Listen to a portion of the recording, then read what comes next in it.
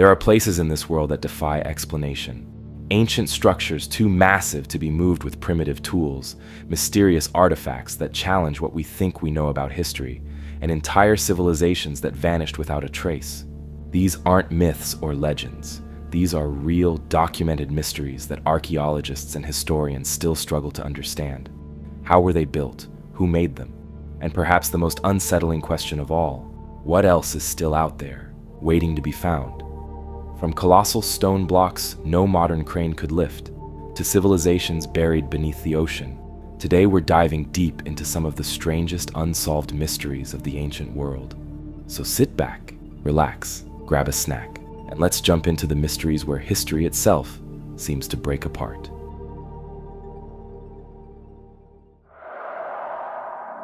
Baalbek is one of those places that seems to defy explanation. Nestled in modern-day Lebanon, this ancient site is famous for its towering Roman temples, built to honor Jupiter, Venus, and Bacchus.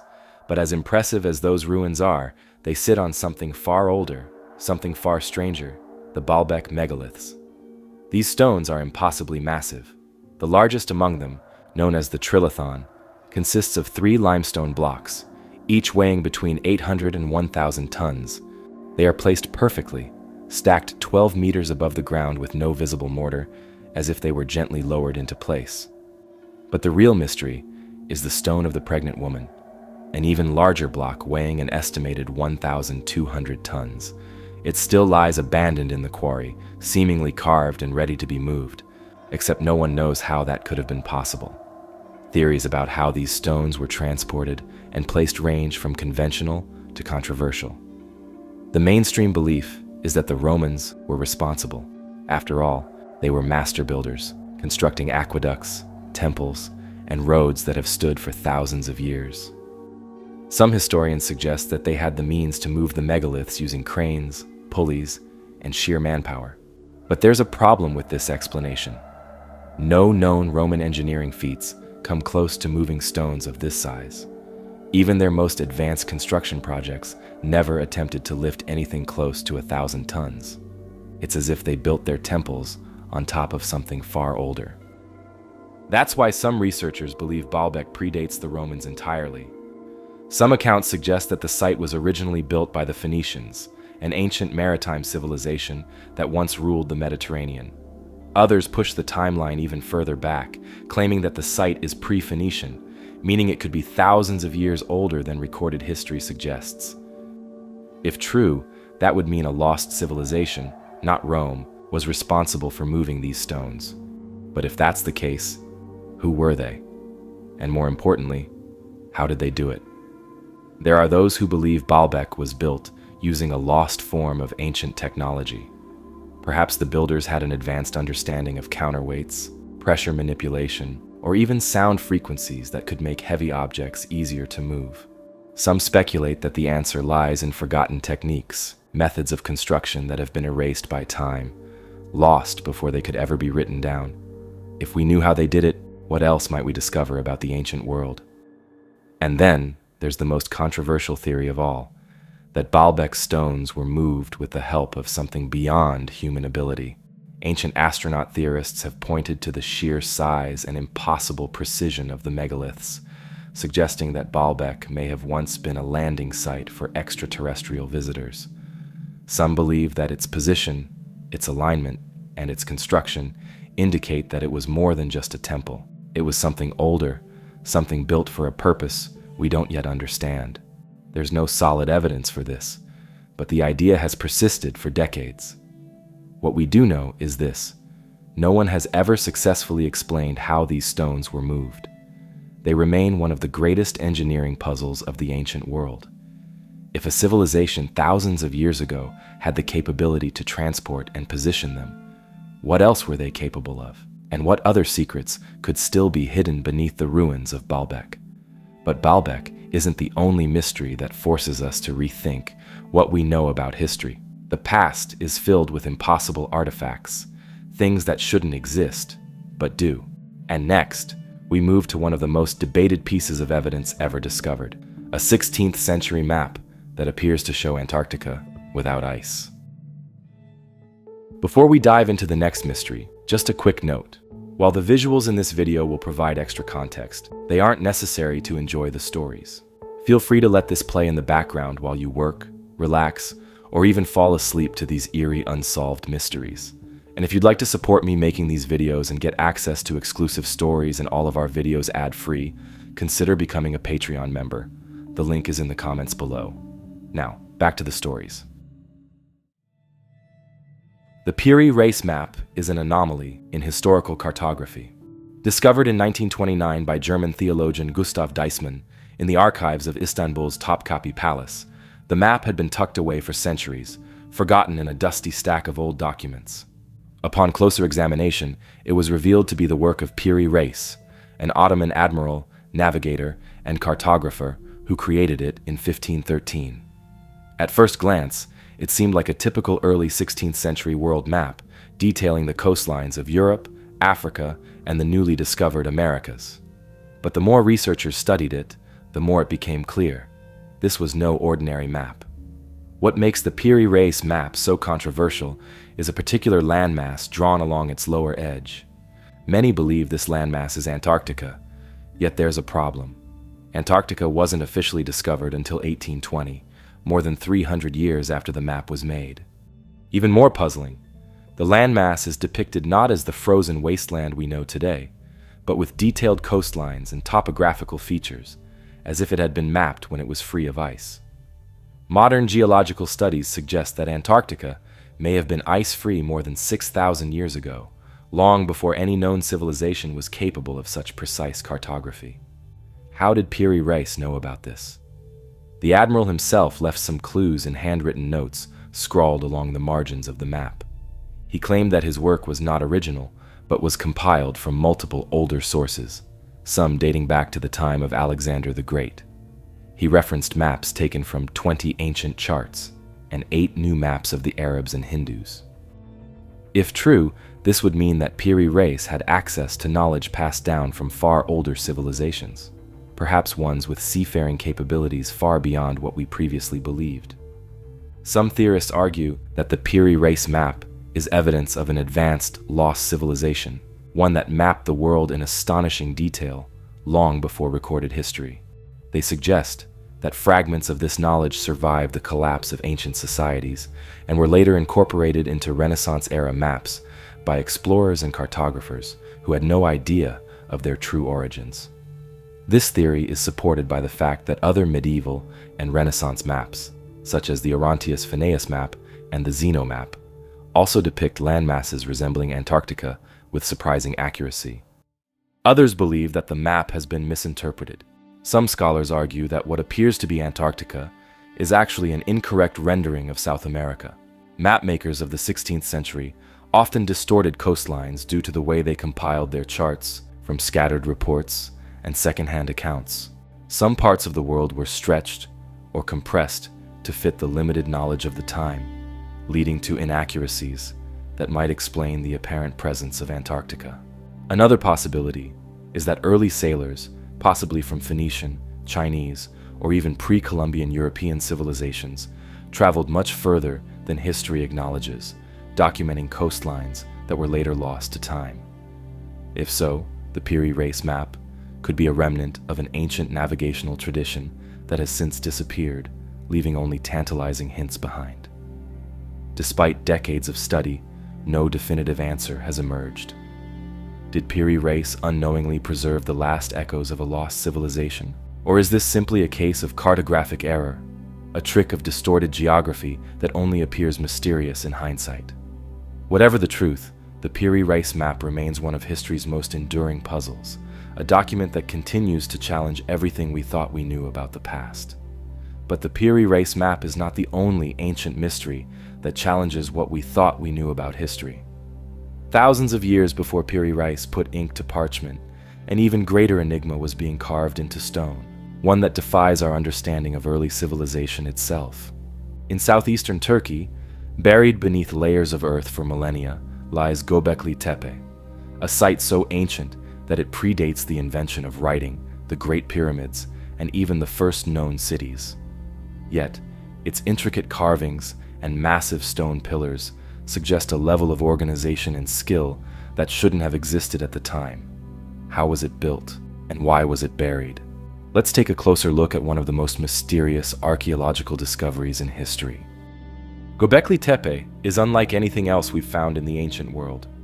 Tucked away in the rolling hills of southeastern Turkey, this site remained hidden beneath the earth for thousands of years, until a chance discovery in the 1960s hinted that something was buried there. But at the time, no one could have guessed what lay beneath. It wasn't until the 1990s, when German archaeologist Klaus Schmidt began excavations, that the true scale of Göbekli Tepe was revealed. What he uncovered would challenge everything we thought we knew about early civilization. Rising from the earth were massive circular stone enclosures, each containing towering limestone pillars arranged with precise intention. Some stood nearly 20 feet tall, weighing up to 20 tons each. But what was even more astonishing were the intricate carvings, animals, symbols, and humanoid figures etched into the stone. The level of craftsmanship and planning was undeniable. Yet, here was the problem. Göbekli Tepe is at least 12,000 years old, dating back to around 9,600 BCE. That makes it the oldest known temple complex in the world, predating Stonehenge by over 6,000 years and the Great Pyramid by more than 7,000. At that time, humans were thought to be simple hunter-gatherers, living in small, mobile groups, with no cities, no agriculture, and certainly no ability to construct megalithic structures. Some researchers believe these animals may have had symbolic meanings, perhaps representing spiritual or mythological concepts. Others suggest they were warnings, signs of something dangerous or sacred. The site's layout itself is strange, with no evidence of permanent living spaces, making it unlikely to be a settlement. Instead, many believe Göbekli Tepe was a ceremonial site, a place of worship or ritual. Some suggest it could have been a gathering place where early humans came together for religious ceremonies, feasts, or even astronomical observations. The alignment of the site with certain stars hints at a possible connection to celestial movements, much like later megalithic structures across the world. But here's where the mystery deepens. At some point, Göbekli Tepe was deliberately buried. The enclosures were filled in with dirt and debris, carefully covered as if to hide or preserve them. But why? Was it abandoned? Was it deemed too sacred, too dangerous? And who decided to erase it from history? One of the leading theories is that Göbekli Tepe played a crucial role in the transition from a hunter-gatherer society to an agricultural one. Some researchers believe that the effort required to construct and maintain the site may have led to early forms of organized labor and permanent settlements. In other words, civilization may have begun not with farming, but with religion. Another theory suggests that Göbekli Tepe was built by a forgotten, advanced society, one that existed before the known rise of agriculture. Some researchers point to the possibility of a lost civilization, one wiped out by a global catastrophe, such as the end of the last ice age. The Younger Dryas impact hypothesis, for example, proposes that a comet or asteroid struck Earth around 12,800 years ago, triggering sudden climate shifts and massive flooding. Some believe this event could have wiped out an early advanced culture, leaving behind only ruins like Göbekli Tepe as remnants of their existence. But there's also the possibility that Göbekli Tepe was a product of a highly skilled group of hunter-gatherers, one that simply defies our expectations of what early humans were capable of. Maybe the knowledge required to build this site existed long before we thought, passed down through generations in ways we can't yet understand. If Göbekli Tepe was indeed a temple, it would mean that early humans developed religious or spiritual beliefs long before they settled into farming communities. The structure suggests large-scale cooperation, meaning that different groups must have worked together to build it. But what were they worshiping? Some researchers believe the carvings on the pillars could represent constellations, linking the site to the stars and celestial events. Others think it may have been a burial site, or a place of ancestral reverence, where rituals honoring the dead took place. One of the strangest discoveries at the site was the complete lack of tools or artifacts associated with daily life. Unlike other ancient sites, there are no signs of pottery, permanent dwellings, or domestic structures. This has led to speculation that Göbekli Tepe was never meant to be lived in. It was always a place set apart, meant for something greater than day-to-day survival. Göbekli Tepe forces archaeologists to reconsider the timeline of human development. If our ancestors could construct such a complex site thousands of years before the first cities appeared, what else were they capable of? And if this knowledge existed so early, where did it come from? Some believe Göbekli Tepe is just the beginning, that other sites, possibly even older, are waiting to be discovered. Could this be a missing link in our history, evidence of an ancient forgotten knowledge that predates everything we know? Despite decades of excavation, Göbekli Tepe still holds more secrets than answers. Every layer unearthed raises new questions, and with each new discovery, history as we know it continues to shift. And just like the builders of this mysterious site, ancient civilizations have left behind structures that defy explanation all across the world. Some, carved from solid rock, seem almost impossible even by today's standards. Göbekli Tepe is proof that the past holds secrets we never expected. But sometimes, those secrets aren't found in ancient temples or massive stone structures. Sometimes they're hidden in ink, written down centuries ago, but locked away behind an unbreakable code. A book filled with symbols no one has ever deciphered. A text that doesn't match any known language. And a mystery that has confounded scholars, cryptographers, and linguists for over 200 years. This is the Rohonc Codex, one of the strangest unsolved puzzles in history. The story of the Rohonc Codex begins in Hungary, but its origins stretch back much further. The manuscript first surfaced in the early 19th century, when it was donated to the Hungarian Academy of Sciences by a nobleman named Gustav Batthyány. The book had been part of his family's private collection, but how it got there, no one knows. It's not a large book, just 448 pages, each filled with a strange, unknown script. The pages are filled with dense writing, written from left to right, line after line of cryptic symbols. At first glance, it looks like a medieval manuscript, maybe a religious or historical text. But here's the problem. No one can read it. The alphabet doesn't match any known language. The characters appear completely unique, over 200 individual symbols, more than any known written script. And the deeper researchers looked, the stranger it got. It's not just the writing that's baffling. The Rohonc Codex also contains illustrations, detailed sketches depicting religious scenes, battles, cityscapes, and figures that appear to be saints, kings, and warriors. Some images look like Christian iconography, while others hint at Islamic and Hindu influences, an odd mix for a single manuscript. The artwork raises even more questions. The depictions of medieval life suggest that the book was created sometime between the 15th and 18th centuries. But the mix of religious imagery is confusing. If it were a Christian text, why include elements of Eastern traditions? If it were Islamic or Hindu in nature, why does it contain crosses? Whatever its purpose, one thing is certain. This book wasn't meant to be forgotten.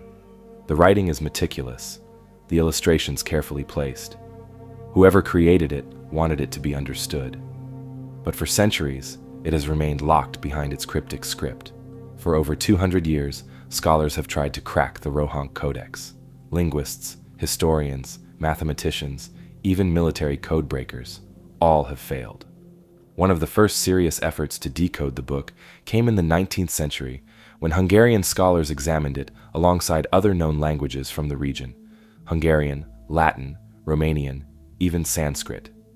But nothing matched. Later, in the 20th century, experts turned to frequency analysis, a technique used to break ciphers by identifying recurring patterns in the text. But even this led nowhere. The symbols in the codex don't follow the normal patterns of language. Some words repeat, some characters appear more frequently than others, but not in a way that resembles any known grammar structure. It's as if the entire book was written in a lost language, or worse, complete nonsense. Over the years, many theories have emerged about the Rohonc Codex. Some are grounded in historical possibility, others are far more speculative. One theory suggests that the book is a religious text, possibly from a secret Christian sect. The mix of religious imagery could indicate a hybrid faith, blending elements from different traditions. But if that's the case, why would the script be completely unrecognizable?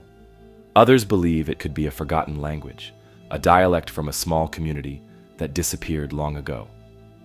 Some historians have speculated that it might be connected to the Sekeli Hungarian Rovas script, an old form of writing once used in Hungary. But even this doesn't match the structure of the Codex. Then there's the theory that the book is a hoax. Some skeptics believe the Rohonc Codex isn't an ancient mystery at all, but rather an elaborate fake. They point out that the script seems too random, lacking the structure found in real languages.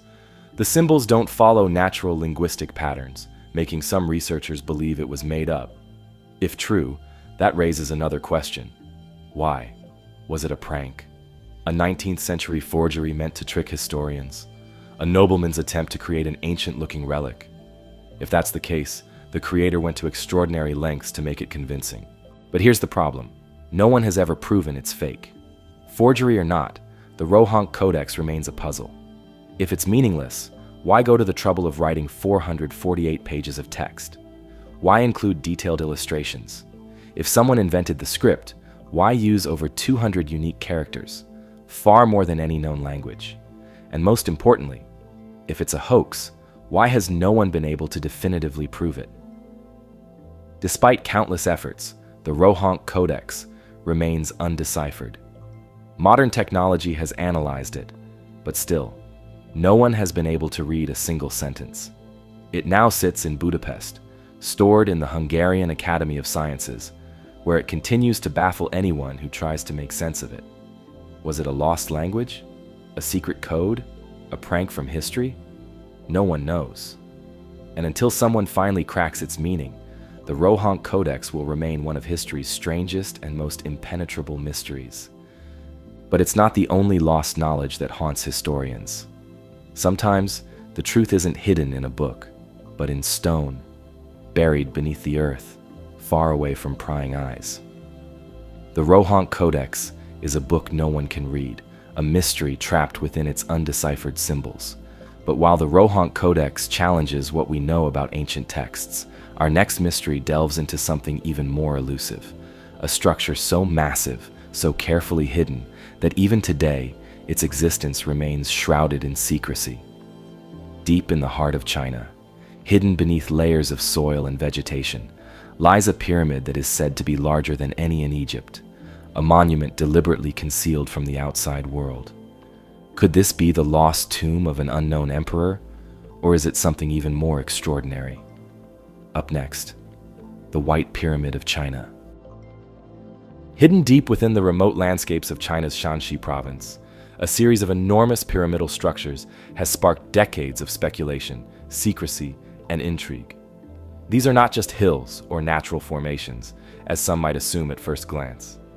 These are ancient pyramids, eerily reminiscent of those found in Egypt and Mesoamerica, yet shrouded in mystery and largely unknown to the world. Unlike the Great Pyramids of Giza, which stand proudly against the desert skyline, China's pyramids have been deliberately concealed by the government, planted over with trees, covered with soil, and left to be forgotten. At the heart of this enigma is the so-called White Pyramid of China, a structure so immense that if the accounts are to be believed, it may dwarf even the Great Pyramid of Giza in scale. But why would such a monument be kept hidden? What secrets could it hold beneath its layers of earth and secrecy? The first widely known report of the White Pyramid surfaced in 1945, at the tail end of World War II. U.S. Air Force pilot James Gaussman was flying a reconnaissance mission over China when he spotted an enormous, gleaming white structure rising from the landscape below. According to his account, the pyramid appeared to be made of a bright, reflective material, possibly metal or some kind of stone, and was unlike anything he had ever seen. Gaussman's description was detailed. He claimed the structure had smooth, perfectly symmetrical sides and stood at an estimated height of at least 1,000 feet, which, if true, would make it significantly larger than Egypt's Great Pyramid. Upon returning to base, he documented what he had seen, even sketching out the structure, but his report was quickly buried, lost in military archives, and dismissed as an unverified anomaly.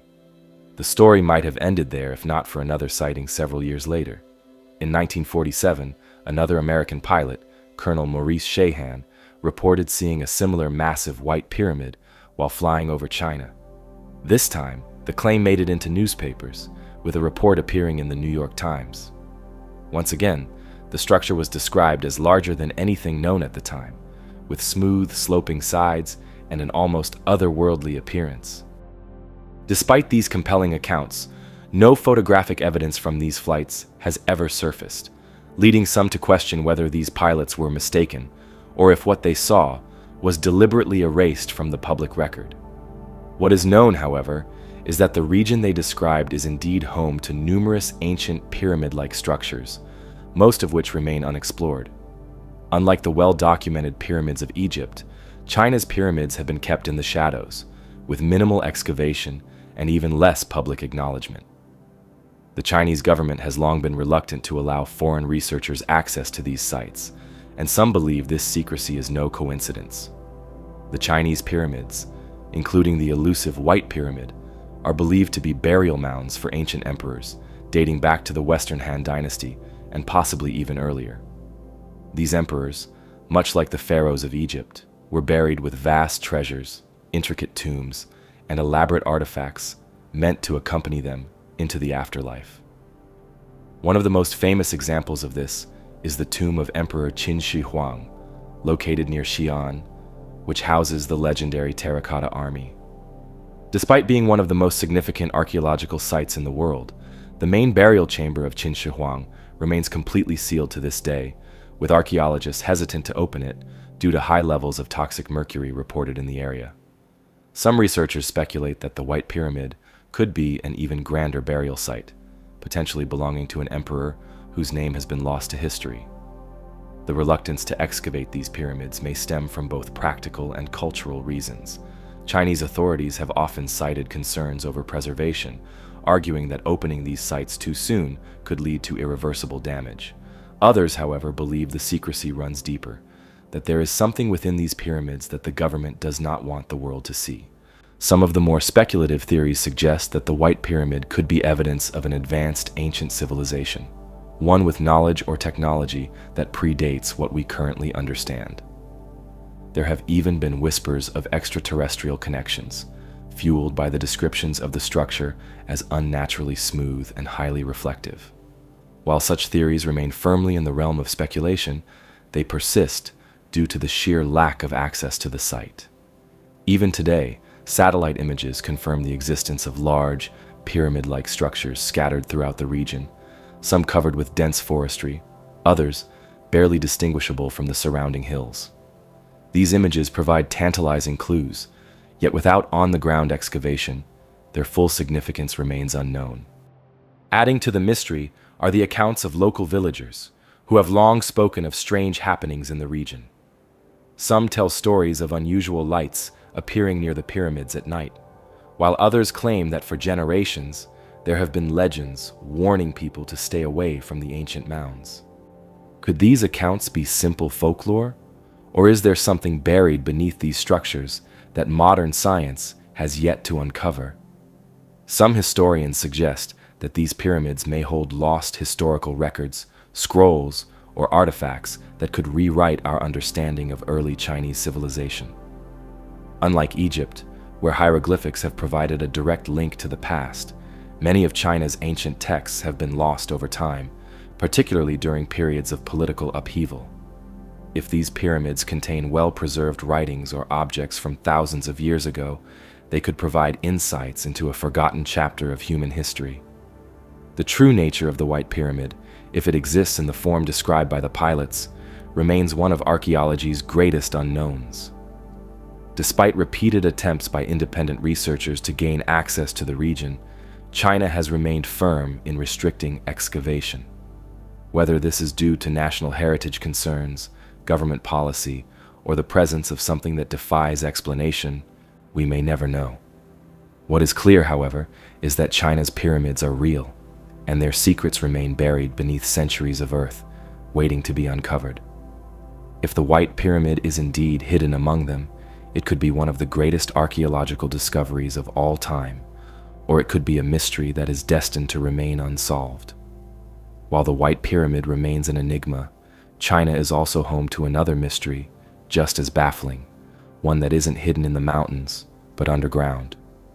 In the Zhejiang province, deep beneath the earth, lies a series of immense, perfectly carved stone chambers. No historical records mention their construction, no tools have been found, and their purpose remains completely unknown. These are the Longyou caves. Hidden beneath the rolling hills of Zhejiang province in China, the Longyou caves are one of the most perplexing archaeological discoveries ever made. Unlike the natural limestone caves scattered throughout China, these caverns are entirely man-made. Vast underground chambers carved with near-perfect symmetry, intricate patterns, and an engineering precision that defies logic. What makes them even more mysterious is that no historical records mention their construction. No blueprints, no tools, no writings, nothing. It's as if an entire civilization built them and then erased all evidence of how or why they existed. And to this day, no one knows who created them, how they did it, or what purpose they served. The discovery of the caves was entirely accidental. In 1992, a local farmer, curious about the deep pools of water scattered across his village, decided to drain one. As the water receded, what emerged stunned him. Massive, smooth-walled chambers extending deep into the earth, unlike anything he had ever seen. Soon, other villagers followed suit, draining more pools, only to find more hidden chambers below. What they had uncovered was an underground complex spanning an estimated 30,000 square meters, each cavern meticulously carved from solid sandstone. To put it into perspective, the caves are so vast that if combined, they would cover the area of roughly 4 football fields. The ceilings soar up to 30 meters, 98 feet, high, supported by evenly spaced stone pillars, and the walls are covered in a uniform pattern of chiseled markings, marks that seem too precise to be made with rudimentary hand tools. What makes the Longyou caves so baffling is the sheer scale of labor that must have gone into their construction. Archaeologists estimate that nearly 1 million cubic meters of rock would have had to be excavated to create the caverns. If this was done with the tools available in ancient China, it would have taken thousands of workers working day and night for years, possibly decades. Yet, as advanced as the caves appear, no tools or construction materials have ever been found. There are no remains of workers, no leftover chisel marks from different stages of construction, and no debris from the excavation process. Where did all the displaced rock go? How did they move it? And why do the caves appear so immaculate, as if they were abandoned immediately after completion? Adding to the mystery is the fact that the caves are not randomly distributed. Each chamber is positioned with careful alignment, as if part of a much larger, interconnected system. Some researchers speculate that the caves may have been used for storage, military purposes, or even as secret meeting places for an unknown group. Others suggest they may have had a spiritual or ceremonial function, perhaps linked to an ancient belief system long forgotten. Some believe they were once underground palaces, or residences of a ruling elite. But without any inscriptions, artifacts, or evidence of habitation, all of these remain theories, with no definitive answers. One of the most peculiar aspects of the Longyou caves is their structural integrity. Despite being thousands of years old, dating back at least to the Qin dynasty in the 3rd century BC if not earlier, the walls show no signs of erosion or collapse. Unlike many ancient structures that deteriorate over time, the caves remain remarkably intact, as if they were built to last indefinitely. The precision with which they were carved suggests an understanding of engineering far beyond what should have been possible at the time. Some have compared the caves to modern-day underground bunkers, capable of withstanding natural disasters, seismic activity, and even potential invaders. But if they were meant for protection, who or what were they hiding from? Another aspect that fuels speculation is the striking uniformity of the chisel marks found throughout the caves. These markings are consistent across all chambers, covering walls, pillars, and ceilings in a symmetrical, almost decorative fashion. The precision of the carvings suggests an advanced construction technique, possibly even a lost technology. Some have theorized that these marks were not made with traditional hand tools, but by a more sophisticated method. Perhaps a lost ancient machine or technique unknown to modern archaeology.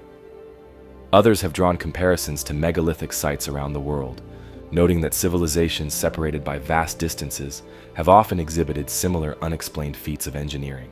Some theories venture into more unorthodox territory, suggesting that the Longyou caves were built using sound frequencies or some form of ancient vibrational technology that softened the stone, allowing for easier excavation. While this may sound far-fetched, modern experiments have shown that sound waves can affect the structural integrity of materials. Could the ancient builders of Longyou have known something that we do not?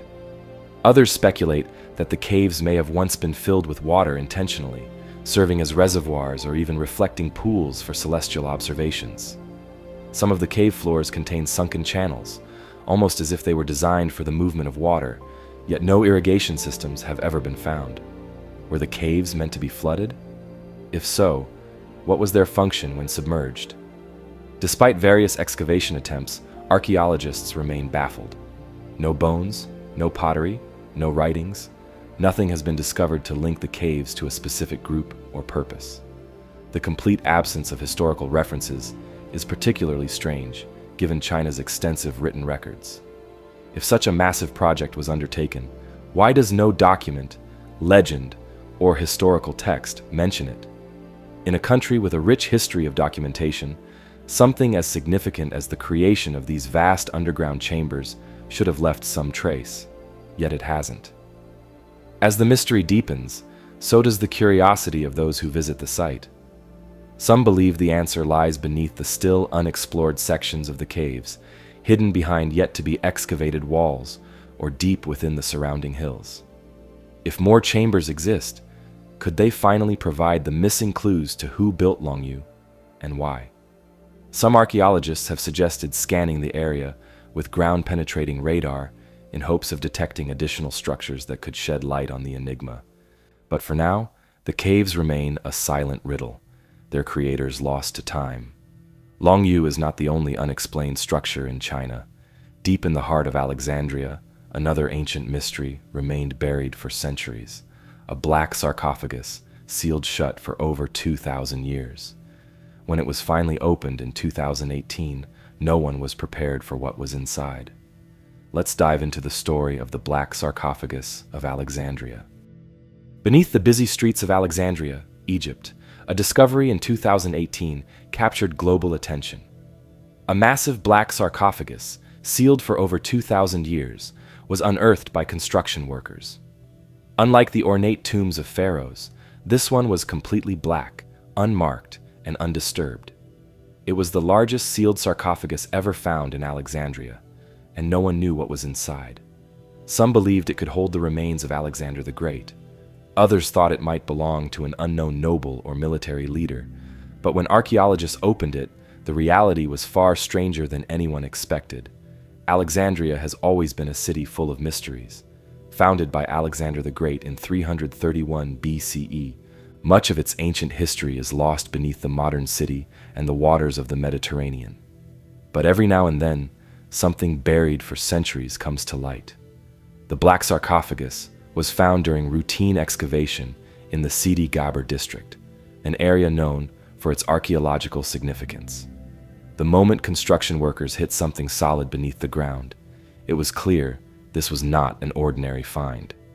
The sarcophagus was enormous, 9 feet long, over 5 feet wide, and standing more than 6 feet tall. It was made entirely of black granite and sealed with an unusually thick layer of mortar, which meant it had remained completely untouched since ancient times. Given its size and the effort taken to seal it, archaeologists speculated that it had to contain someone of great importance. Some even suggested it could finally be the lost tomb of Alexander the Great, whose burial site has never been found. Since he built the city that bears his name, many have speculated that he was laid to rest somewhere beneath it. But there was another theory, one that made some hesitant about disturbing the tomb. The idea that ancient tombs carry curses isn't new, and stories of misfortune following their opening have been told for centuries. From the so-called Curse of King Tut to unexplained deaths surrounding other tomb discoveries, there was no shortage of eerie speculation. Some locals even warned that opening the sarcophagus would unleash something ancient and dangerous. Despite the warnings, archaeologists proceeded. The world was watching, and the possibility of a major historical find was too great to ignore. But opening the sarcophagus wasn't easy. The sheer weight of the lid, estimated at over 15 tons, required heavy machinery to lift.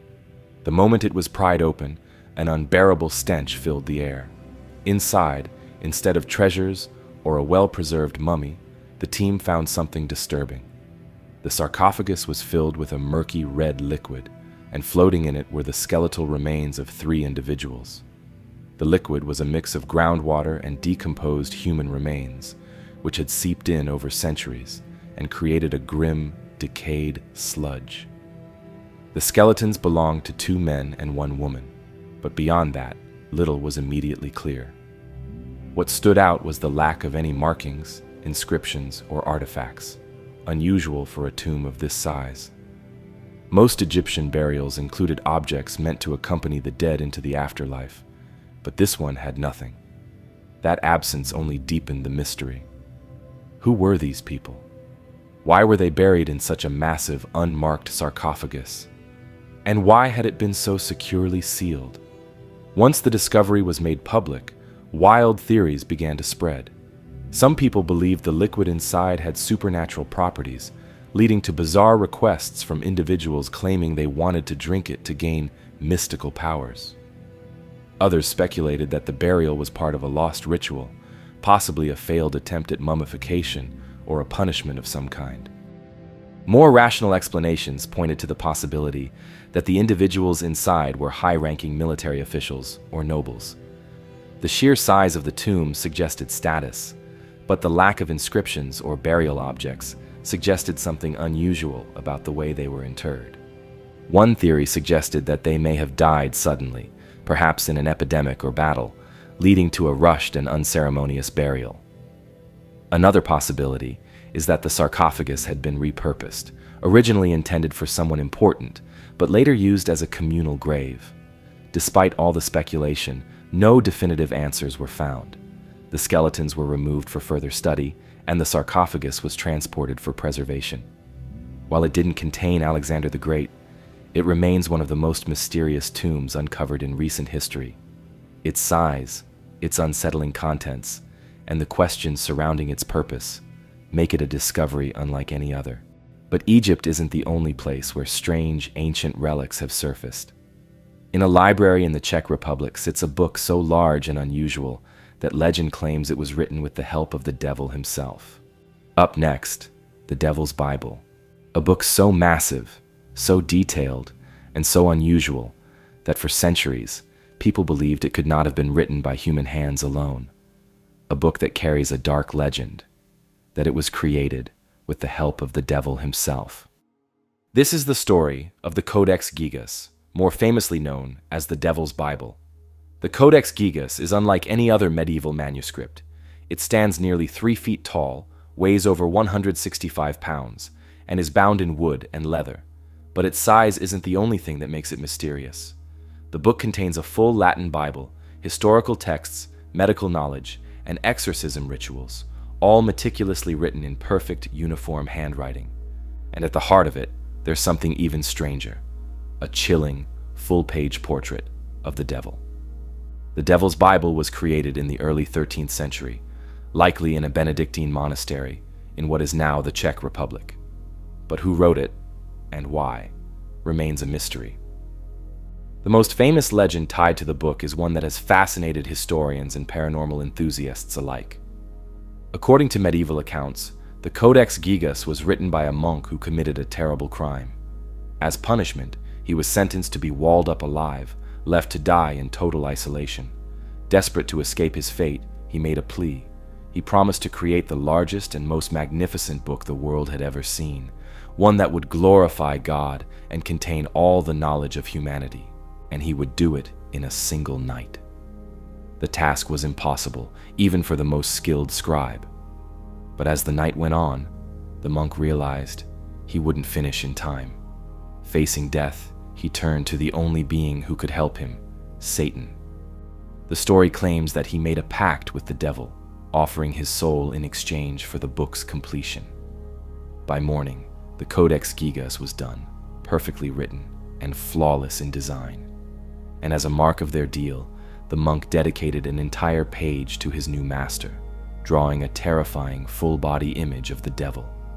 It's a compelling legend, but could there be any truth behind it? One of the most baffling aspects of the Codex Gigas is its uniform handwriting. Experts have analyzed every page and found that the text appears to be the work of a single individual. There are no noticeable differences in style, no interruptions in the flow of the ink. And according to modern estimates, writing a book of this size by hand should have taken at least 25 to 30 years. Yet, the consistency suggests it was completed in an incredibly short period. How could one person have written all of it with such precision? The book's contents are also strange. Alongside biblical texts, it includes forbidden knowledge, grimoires detailing exorcisms, medical remedies, and even writings about demonology. Some believe this mixture of sacred and arcane knowledge points to something more than just religious devotion. The devil's portrait only deepens the mystery. It is unlike any other religious artwork from the time, showing Satan in a crouched position, with clawed fingers, an elongated tongue, and glowing red eyes. Some believe the drawing itself carries an ominous presence, while others speculate it was a warning, a message left behind by the monk about the price he paid. But if the book wasn't created through supernatural means, how did one person manage such an enormous task? One theory is that the monk behind the Codex Gigas may have been suffering from a form of obsession or compulsion, what we might call hypergraphia today, an uncontrollable urge to write. Some researchers believe he may have been in a form of religious isolation, dedicating his life entirely to the manuscript. Another theory is that it was a collaborative effort, with later editions being carefully disguised to maintain the illusion of a single author.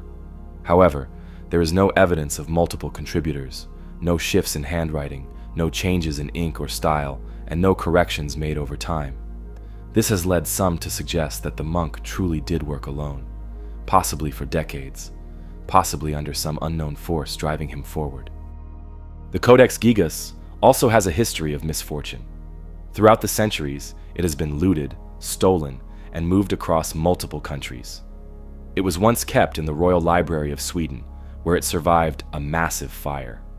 Witnesses claim that when the library caught fire in the 17th century, the book was thrown from a window to save it. It landed safely below, barely damaged, while much of the library burned. Some took this as a sign that the book was protected by something. Today, the Devil's Bible is kept in the National Library of Sweden under controlled conditions. Scholars continue to study its pages, but it still holds secrets that may never be fully understood. Who wrote it? How did they do it? And why did they dedicate an entire page to the devil? The answers remain lost in time. The Codex Gigas is a mystery locked within pages of ink and parchment. But not all mysteries are written down. Some are carved into the earth itself, hidden beneath layers of time, waiting to be uncovered. The next mystery is not about a single artifact or a cryptic book. It's about an entire civilization that simply disappeared. A culture that flourished for thousands of years before vanishing, leaving behind only fragments of its existence and a burning question: what happened to the Clovis people? The Clovis culture is one of the most puzzling chapters in North American prehistory. It dates back around 13,000 years, making it one of the oldest known civilizations on the continent. The Clovis people were skilled hunters, known for their distinct Clovis points, carefully crafted spearheads found across North America. These tools, made from flint and stone, were so advanced that they suggest a society with shared knowledge, trade networks, and a deep understanding of the land. For centuries, archaeologists believed that the Clovis people were the first humans to set foot in the Americas, arriving via the Bering Land Bridge from Siberia. But then, they vanished. Almost overnight, Their presence disappeared from the archaeological record, leaving behind no clear explanation for why an entire civilization collapsed. The discovery of the Clovis culture traces back to the early 20th century, when distinctive spear points were found in Clovis, New Mexico, giving the civilization its name. These tools were buried alongside the remains of Ice Age animals like mammoths and bison, suggesting that the Clovis were skilled big game hunters who thrived in the harsh conditions of the last Ice Age. As more Clovis sites were uncovered across the United States, Canada, and even parts of South America, it became clear that this was not a small, isolated group. The Clovis people were widespread, successful, and left behind signs of a thriving mobile society. But then, nothing. Around 12,800 years ago, Clovis artifacts abruptly disappear from the archaeological record. There are no clear signs of war, no evidence of mass famine, and no obvious reasons why they would have ceased to exist. It's as if the culture simply evaporated, leaving behind only scattered tools and bones. This sudden disappearance has baffled archaeologists for decades, sparking numerous theories about what could have happened. One of the leading theories is the Younger Dryas impact hypothesis, which suggests that a comet or asteroid struck North America around 12,800 years ago, triggering massive environmental changes. According to this theory, the impact set off raging wildfires that burned across the continent, throwing so much debris into the air that it caused a rapid return to Ice Age conditions. This sudden shift in climate, known as the Younger Dryas cooling event, would have devastated the Clovis people's food sources, wiping out large prey animals and forcing a collapse of their way of life. Evidence of this cataclysmic event has been found in the form of a black mat layer, a thin, carbon-rich layer of sediment found at Clovis archaeological sites. This layer contains high levels of nanodiamonds, which some scientists believe are the result of an extraterrestrial impact. If true, the Clovis culture may have been one of the first human societies to fall victim to a global disaster. Another possibility is that the Clovis people didn't disappear at all. Instead, they adapted and merged with other emerging cultures. Some archaeologists suggest that as large Ice Age animals like mammoths and mastodons went extinct, the Clovis people were forced to change their way of life. Instead of relying on big game hunting, they may have shifted to smaller prey and new survival strategies. This adaptation could have led to the rise of new cultures, such as the Folsom people, who appear in the archaeological record shortly after the Clovis. If this is true, then the Clovis people didn't vanish. They evolved, leaving behind their old ways and becoming something new. But there is another, more unsettling theory, one that suggests the Clovis people were wiped out by an unknown catastrophe. Some researchers point to evidence of ancient megafauna extinctions that occurred around the same time the Clovis disappeared. Mammoths, saber-toothed cats, and giant ground sloths all vanished within a short window of time, leading some to speculate that whatever caused their extinction may have also ended the Clovis culture. Whether it was disease, competition with other human groups, or an environmental disaster, something removed them from history with startling speed. Yet, there are even stranger clues that complicate the story. A growing body of evidence suggests that humans may have been in the Americas long before the Clovis people. Sites like Monteverde in Chile and the Galt site in Texas contain artifacts that predate the Clovis by thousands of years, challenging the long-held belief that they were the first Americans. If other groups were already present, then who were the Clovis, really? Were they an isolated culture, or were they part of a larger migration of people whose history has been lost? Some suggest that they may have been a remnant of an even older civilization, one that existed before the last Ice Age and was wiped from history by a disaster we can only guess at. Despite the many theories, the fate of the Clovis people remains one of archaeology's greatest unanswered questions. Did they succumb to climate change? Were they victims of a cosmic disaster? Or did they simply fade into other cultures, leaving behind only fragments of their existence? The truth remains buried, locked in the soil of ancient America. The Clovis people vanished, leaving behind tools, bones, and unanswered questions about their fate. Were they wiped out by a sudden cataclysm, or did they slowly fade into obscurity, their descendants blending into later civilizations? The past is full of stories like this, cultures that rose, flourished, and disappeared, leaving behind little more than clues for us to decipher. But sometimes, what they leave behind isn't just bones or artifacts. Sometimes, they leave behind something that defies logic altogether.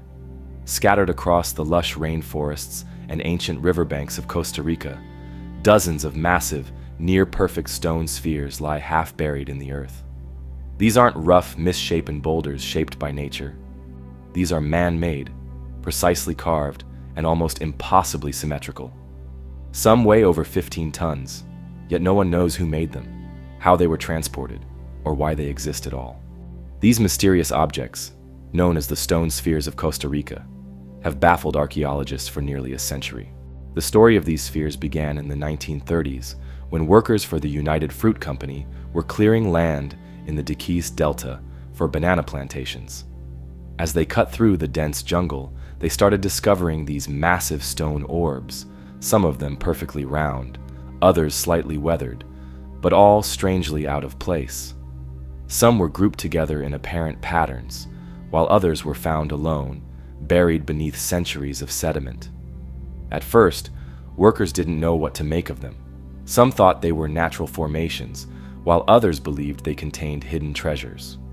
In their excitement, several spheres were blown apart with dynamite, only to reveal nothing. No gold, no artifacts, just solid stone. As word of the discovery spread, archaeologists arrived to study them. The spheres were unlike anything found in the region before. They ranged in size from a few inches to over 8 feet in diameter, and many were carved with such precision that they seemed almost mathematically perfect. What made their creation even more astonishing was the material they were made from: granodiorite, a tough volcanic rock that isn't naturally found near the sites where the spheres were unearthed. This meant they had to have been quarried, shaped, and transported, a feat that would have required knowledge of advanced tools and engineering techniques. So who made them? One of the most widely accepted theories is that they were created by the Gigas culture, an indigenous civilization that thrived in Costa Rica between 700 and 1530 AD. The Gigas people were known for their sophisticated metalwork, pottery, and stone carvings, but nothing else in their archaeological record suggests they had the capability or the reason to create something as massive and precise as these spheres. No written records exist, and the Gigas civilization collapsed before European contact, leaving behind only these silent, unmarked relics. Theories about their purpose vary. Some believe they were status symbols, marking the homes of important leaders or high-ranking officials. Others suggest they were astronomical markers, aligned with the movements of the sun and stars. Some spheres were found in alignments that hint at a possible celestial purpose, but without written records, this remains speculative. More fringe theories propose that the spheres had a ritualistic or spiritual significance, possibly representing the cosmos or the cycle of life and death. Some indigenous legends speak of the spheres as thunderstones, created by the gods to protect the land. Others claim they were part of a lost network of ley lines, channels of energy that ancient civilizations supposedly tapped into. One of the most intriguing theories is that the spheres were used for navigation. Some researchers have suggested that they might have been part of an ancient mapping system, used by early civilizations to mark important locations, trade routes, or sacred sites. This would explain why some of them are found in clusters, while others appear to be isolated. Adding to the mystery is the fact that no tools or quarry sites have been found that explain how these stones were shaped. Granodiorite is an extremely hard rock, meaning that even with modern tools, shaping them into perfect spheres would be a difficult, time-consuming task. Some researchers believe the Gigas people may have used a combination of fire and water to weaken the rock before slowly carving it with stone tools, but even this doesn't fully explain their precision. The idea that they could have been moved over long distances is just as perplexing. Some spheres were discovered miles away from any known source of granodiorite, suggesting they were either rolled, dragged, or transported on wooden platforms.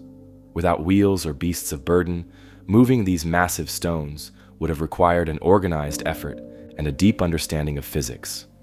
The lack of definitive answers has led to more speculative theories, some of them bordering on the bizarre. Some claim the spheres were made with the help of extraterrestrials, using advanced technology that has since been lost. Others suggest they are remnants of a lost civilization, one that predates the Gigas people and left behind no other traces of its existence. While these ideas remain on the fringes of mainstream archaeology, they highlight just how little we truly understand about these mysterious objects. Over time, many of the spheres were removed from their original locations, taken to museums, private collections, or simply moved by farmers and landowners who didn't realize their historical significance. This has made studying their original placements difficult, adding yet another layer of mystery to their purpose. Today, some of the remaining spheres are protected as UNESCO World Heritage Sites, but many have been lost or damaged beyond repair. Despite decades of research, the stone spheres of Costa Rica remain an unsolved puzzle. Were they symbols of power, celestial markers, or something else entirely? We may never know. What is clear, however, is that they represent an extraordinary level of craftsmanship and ingenuity, one that challenges our understanding of ancient societies. And yet, they are far from the only lost structures that defy explanation. Across the world, entire cities and temples have disappeared, swallowed by the sea, buried beneath layers of earth, or simply erased from history. And in India, along its southeastern coast, a legend has persisted for centuries, one that speaks of a grand complex of temples, built so beautifully that the gods themselves grew jealous and cast them into the ocean. This is the mystery of the 7 Pagodas of Mahabalipuram, a tale of lost temples, ancient engineering, and a modern discovery that may prove the legend true. Mahabalipuram, also known as Mahabalipuram, is a historic town in the Indian state of Tamil Nadu, situated along the Bay of Bengal. Today, it is famous for its stunning rock-cut temples, intricate carvings, and monolithic structures that date back over 1,300 years. These temples, built during the Pallava dynasty in the 7th and 8th centuries, are known for their breathtaking craftsmanship and unique architectural style. But for centuries, local fishermen and travelers spoke of something more. A lost city beneath the waves, an entire series of temples that once stood proudly on the coastline before vanishing without a trace. The legend says that there were 7 magnificent pagodas, their towers reaching toward the sky, dazzling anyone who saw them. But the gods, angered by their grandeur, sent a massive flood that drowned all but one. The only surviving temple, Shore Temple, still stands today, a breathtaking structure sitting at the very edge of the sea, weathered by centuries of salt and wind. But was it truly once part of a larger lost complex?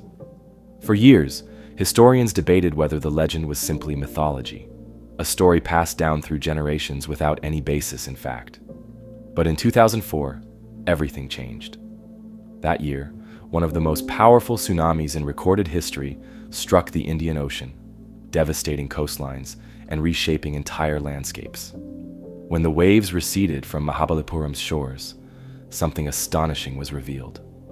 Large stone structures, pillars, carved blocks, and what appeared to be temple foundations suddenly became visible, exposed for the first time in centuries. Witnesses described seeing massive walls and sculptures, their intricate carvings untouched by time. The discovery immediately caught the attention of archaeologists and marine researchers, who launched underwater explorations to investigate. What they found confirmed that something truly ancient lay beneath the waves. Diving teams explored the seabed and identified multiple submerged structures, some arranged in what appeared to be organized formations. Stone blocks, intricately carved relics, and evidence of man-made foundations suggested that a larger settlement or temple complex once stood here, only to be swallowed by the ocean.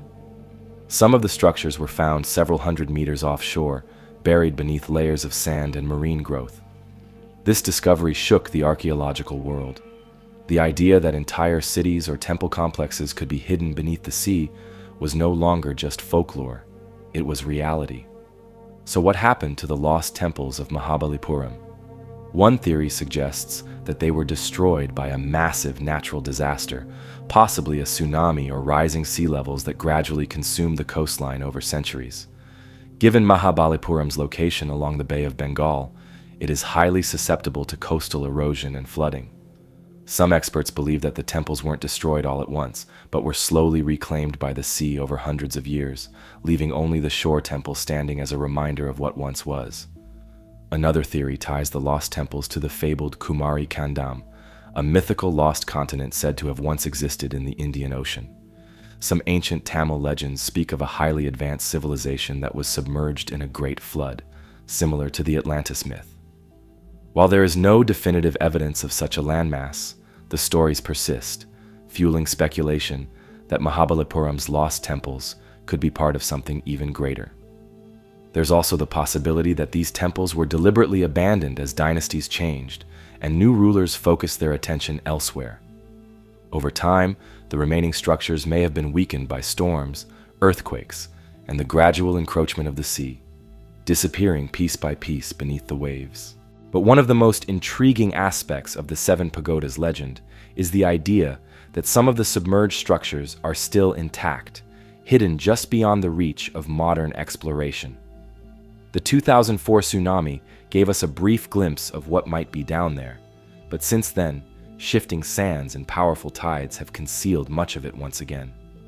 Underwater archaeology is still a developing field, and new technologies, like sonar mapping and remote-operated vehicles, could one day help uncover the full extent of Mahabalipuram's lost temples.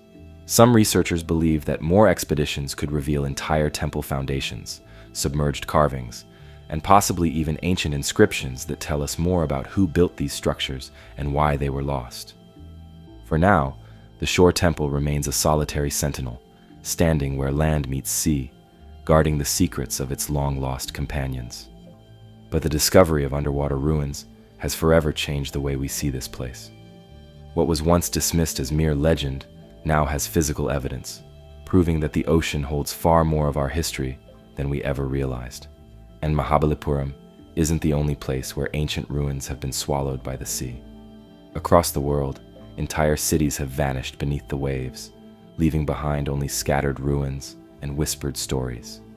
Off the coast of Europe, beneath the waves of the North Sea, lies evidence of an even greater loss. A land that once connected Britain to mainland Europe, teeming with life, home to thousands of people, until one day, it was gone. This is the story of Doggerland, the prehistoric civilization lost to time and tide, a place where humans once thrived, before nature erased it completely. Tens of thousands of years ago, the world was a very different place. Much of the Earth's water was locked in vast ice sheets, lowering sea levels and exposing massive land masses that are now hidden beneath the oceans. One of these lost lands was Doggerland, a vast stretch of land that once connected present-day Britain, the Netherlands, Denmark, and Germany. It wasn't just a barren plain, it was a thriving ecosystem, a landscape of rolling hills, wide rivers, and dense forests. For thousands of years, it was home to early humans, hunter-gatherers, who followed migrating herds, fished its waters, and built their lives in a world now lost beneath the sea. The first hints of Doggerland's existence came not from history books or ancient texts, but from fishermen. For centuries, trawlers working the North Sea have pulled up strange artifacts, tools, bones, and even ancient skulls, all dredged up from the seabed. Some of these remains belong to animals like woolly mammoths and saber-toothed cats, while others clearly came from humans, evidence that people had once walked across this submerged world. But it wasn't until the 20th century that scientists began to understand what they were dealing with.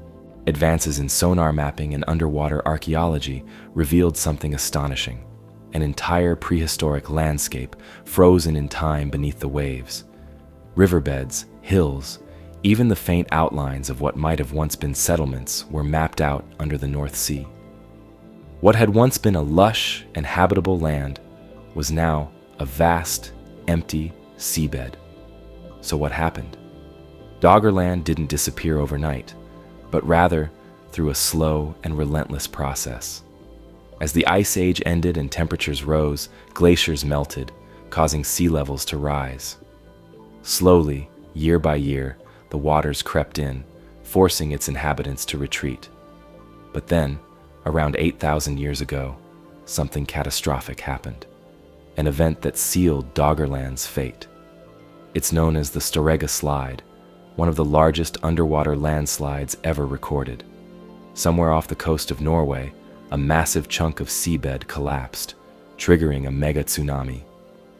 Walls of water, some reaching over 30 feet high, crashed into Doggerland's coastline, swallowing villages, drowning forests, and sweeping entire communities away. What had been a sprawling land bridge between Britain and Europe was suddenly cut off, fragmented into islands before vanishing completely beneath the waves. For the people living there, the Storegga tsunami must have been apocalyptic. Some may have survived, fleeing to higher ground in Britain or continental Europe. Others were likely caught in the waves, their homes and lives erased in a matter of hours. And just like that, Doggerland was gone. But could some remnants still be hiding beneath the sea? The North Sea is an unforgiving place for archaeologists. Its waters are murky, its seabed constantly shifting. But over the years, new discoveries have continued to emerge. Human tools, fragments of wooden structures, and even ancient footprints preserved in mud, offering a glimpse into the lives of Doggerland's last inhabitants.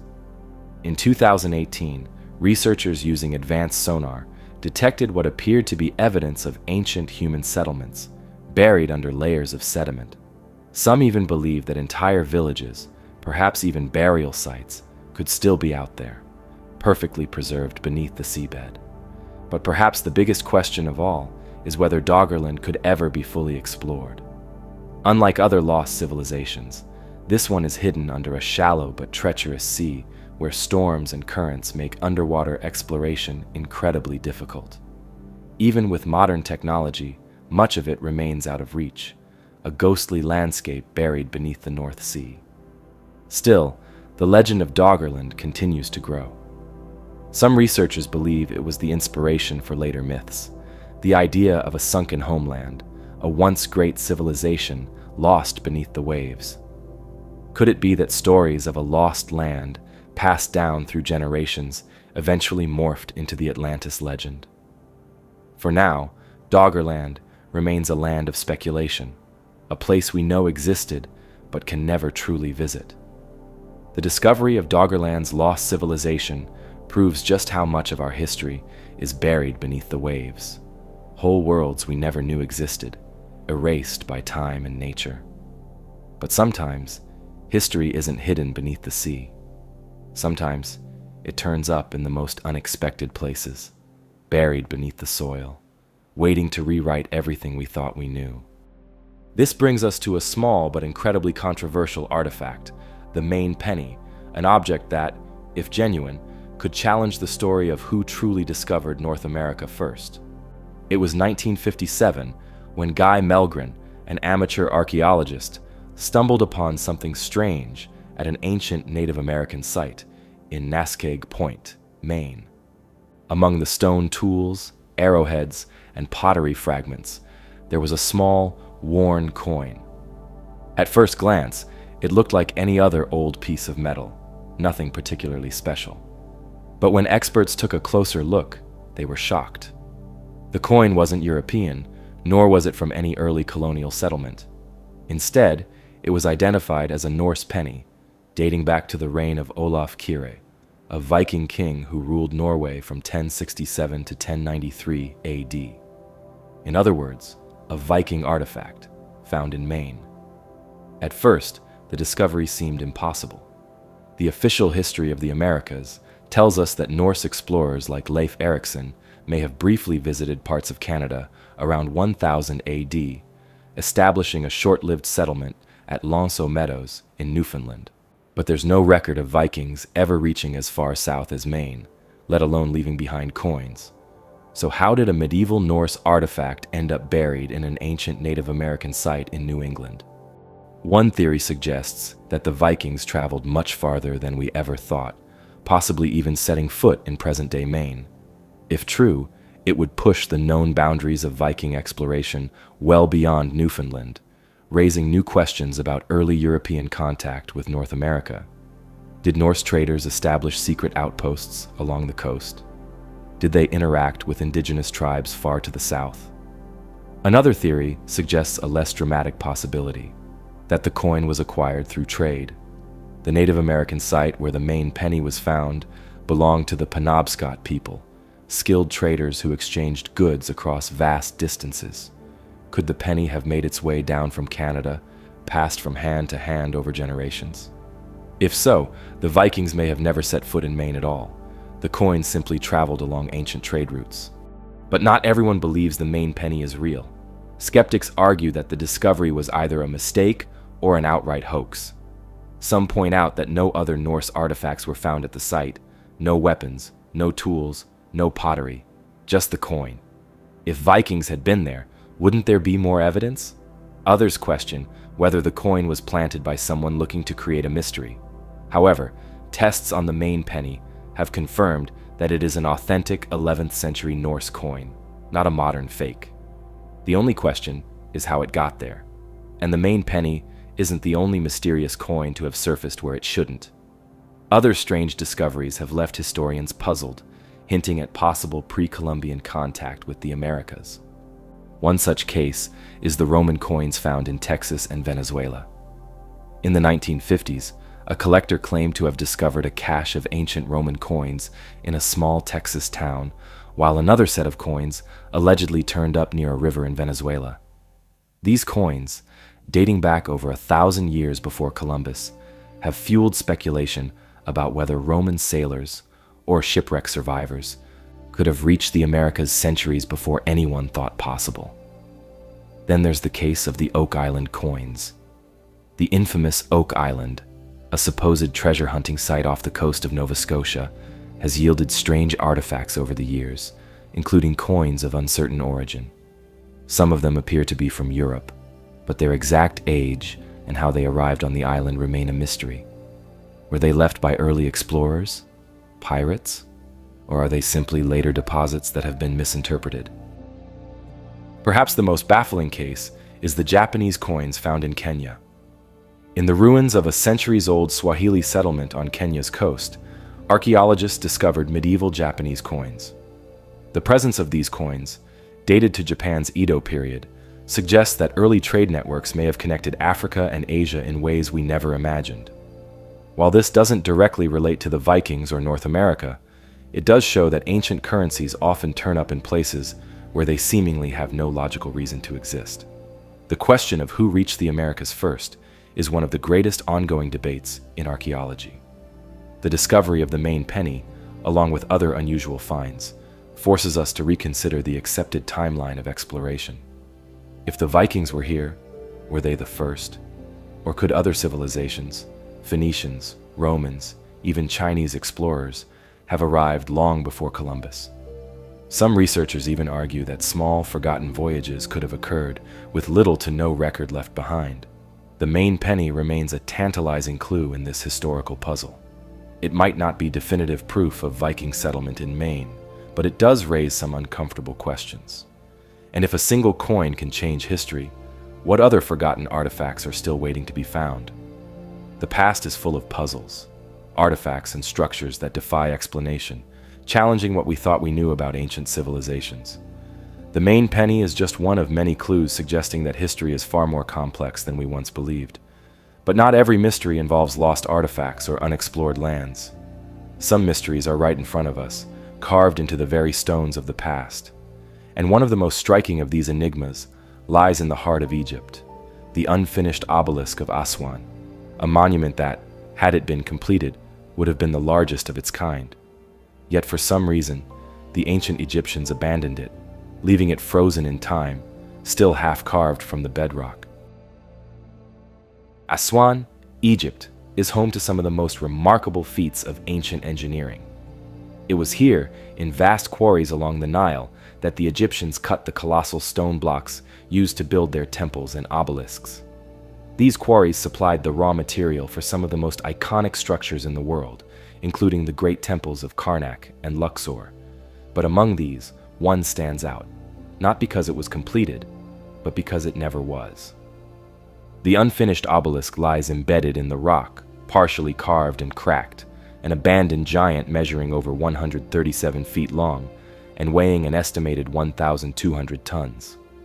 If it had been finished and erected, it would have been the tallest and heaviest obelisk in Egypt, larger than any that now stand in places like Karnak or even in Rome, where many Egyptian obelisks were later transported. Yet, for reasons unknown, it was left unfinished, forgotten for thousands of years. Historians estimate that the obelisk was being carved during the reign of Queen Hatshepsut, one of Egypt's most powerful and mysterious pharaohs, who ruled in the 15th century BC. Known for her ambitious building projects, Hatshepsut commissioned some of the most impressive temples and monuments of the time, including the famous obelisks that still stand in Karnak. But unlike those, this one never left the quarry. The most widely accepted theory for why the obelisk was left unfinished is that a massive crack appeared in the stone as workers were carving it from the bedrock. This flaw would have made it impossible to transport or erect, rendering the entire project useless. The Egyptians, known for their precision and skill in stone cutting, may have decided that rather than wasting time trying to salvage it, they would abandon it and start over elsewhere. But some scholars believe the story isn't that simple. The Egyptians were masters of stonework, and their techniques for quarrying and moving massive blocks of stone were highly advanced for their time. Some believe that if the crack were the only issue, they may have found a way to repurpose parts of the obelisk instead of leaving it entirely behind. This raises the question, was there another reason it was abandoned? One alternative theory is that the project was cursed or seen as an omen of bad luck. Ancient Egyptians were deeply spiritual, and they believed that divine signs could dictate the fate of construction projects. If a major crack appeared, it could have been interpreted as a warning from the gods, an indication that the obelisk should never be completed. In a civilization where religious beliefs were intertwined with daily life and leadership, it's possible that such a sign would have been taken seriously. Others suggest that the obelisk was simply too ambitious. Even though the Egyptians had successfully transported massive obelisks before, this one was significantly larger than anything attempted before. Moving an object of this size and weight would have required an unprecedented level of planning and manpower. Some experts speculate that once the full scale of the challenge became apparent, the project was quietly abandoned in favor of more practical endeavors. What makes the unfinished obelisk even more fascinating is what it reveals about ancient Egyptian quarrying techniques. The site shows clear evidence of how these massive monuments were carved, using a method that is still not fully understood. The Egyptians didn't use metal chisels to cut through the hard granite. Instead, they used dolerite, a type of extremely hard stone, to pound away at the rock. Workers would have painstakingly chipped away at the stone with dolerite balls, creating deep trenches around the obelisk to free it from the bedrock. There are also curious tool marks and trenches visible along the length of the obelisk, evidence of an ancient worksite frozen in time. Some researchers believe that studying these markings can help us better understand how the Egyptians managed to construct and move their massive stone structures, techniques that are still debated by historians and engineers today. But there are even stranger aspects to the obelisk that some believe suggest an advanced or lost technology. The way the stone was shaped is so precise that some have suggested the possibility of tools or methods that we don't fully understand. Did the Egyptians have knowledge of construction techniques that have since been lost to history? Some alternative theorists propose that advanced methods, possibly involving high-powered tools or techniques we have yet to rediscover, may have played a role in quarrying and shaping these immense structures.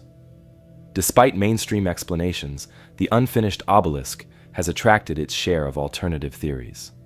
Some researchers question whether the Egyptians alone could have moved stones of such enormous size using only wooden sledges, ropes, and manpower. This has led to speculation that they may have had assistance from an unknown source, whether that means an undiscovered ancient technology, an advanced civilization that predated them, or even theories that lean into more controversial territory, such as extraterrestrial intervention. While such ideas are often dismissed by mainstream scholars, It's undeniable that the techniques used to build many of Egypt's great monuments remain a mystery.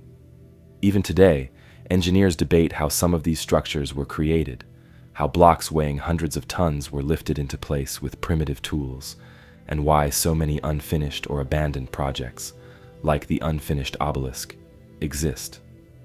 Another idea suggests that the unfinished obelisk wasn't abandoned at all, but rather left intentionally.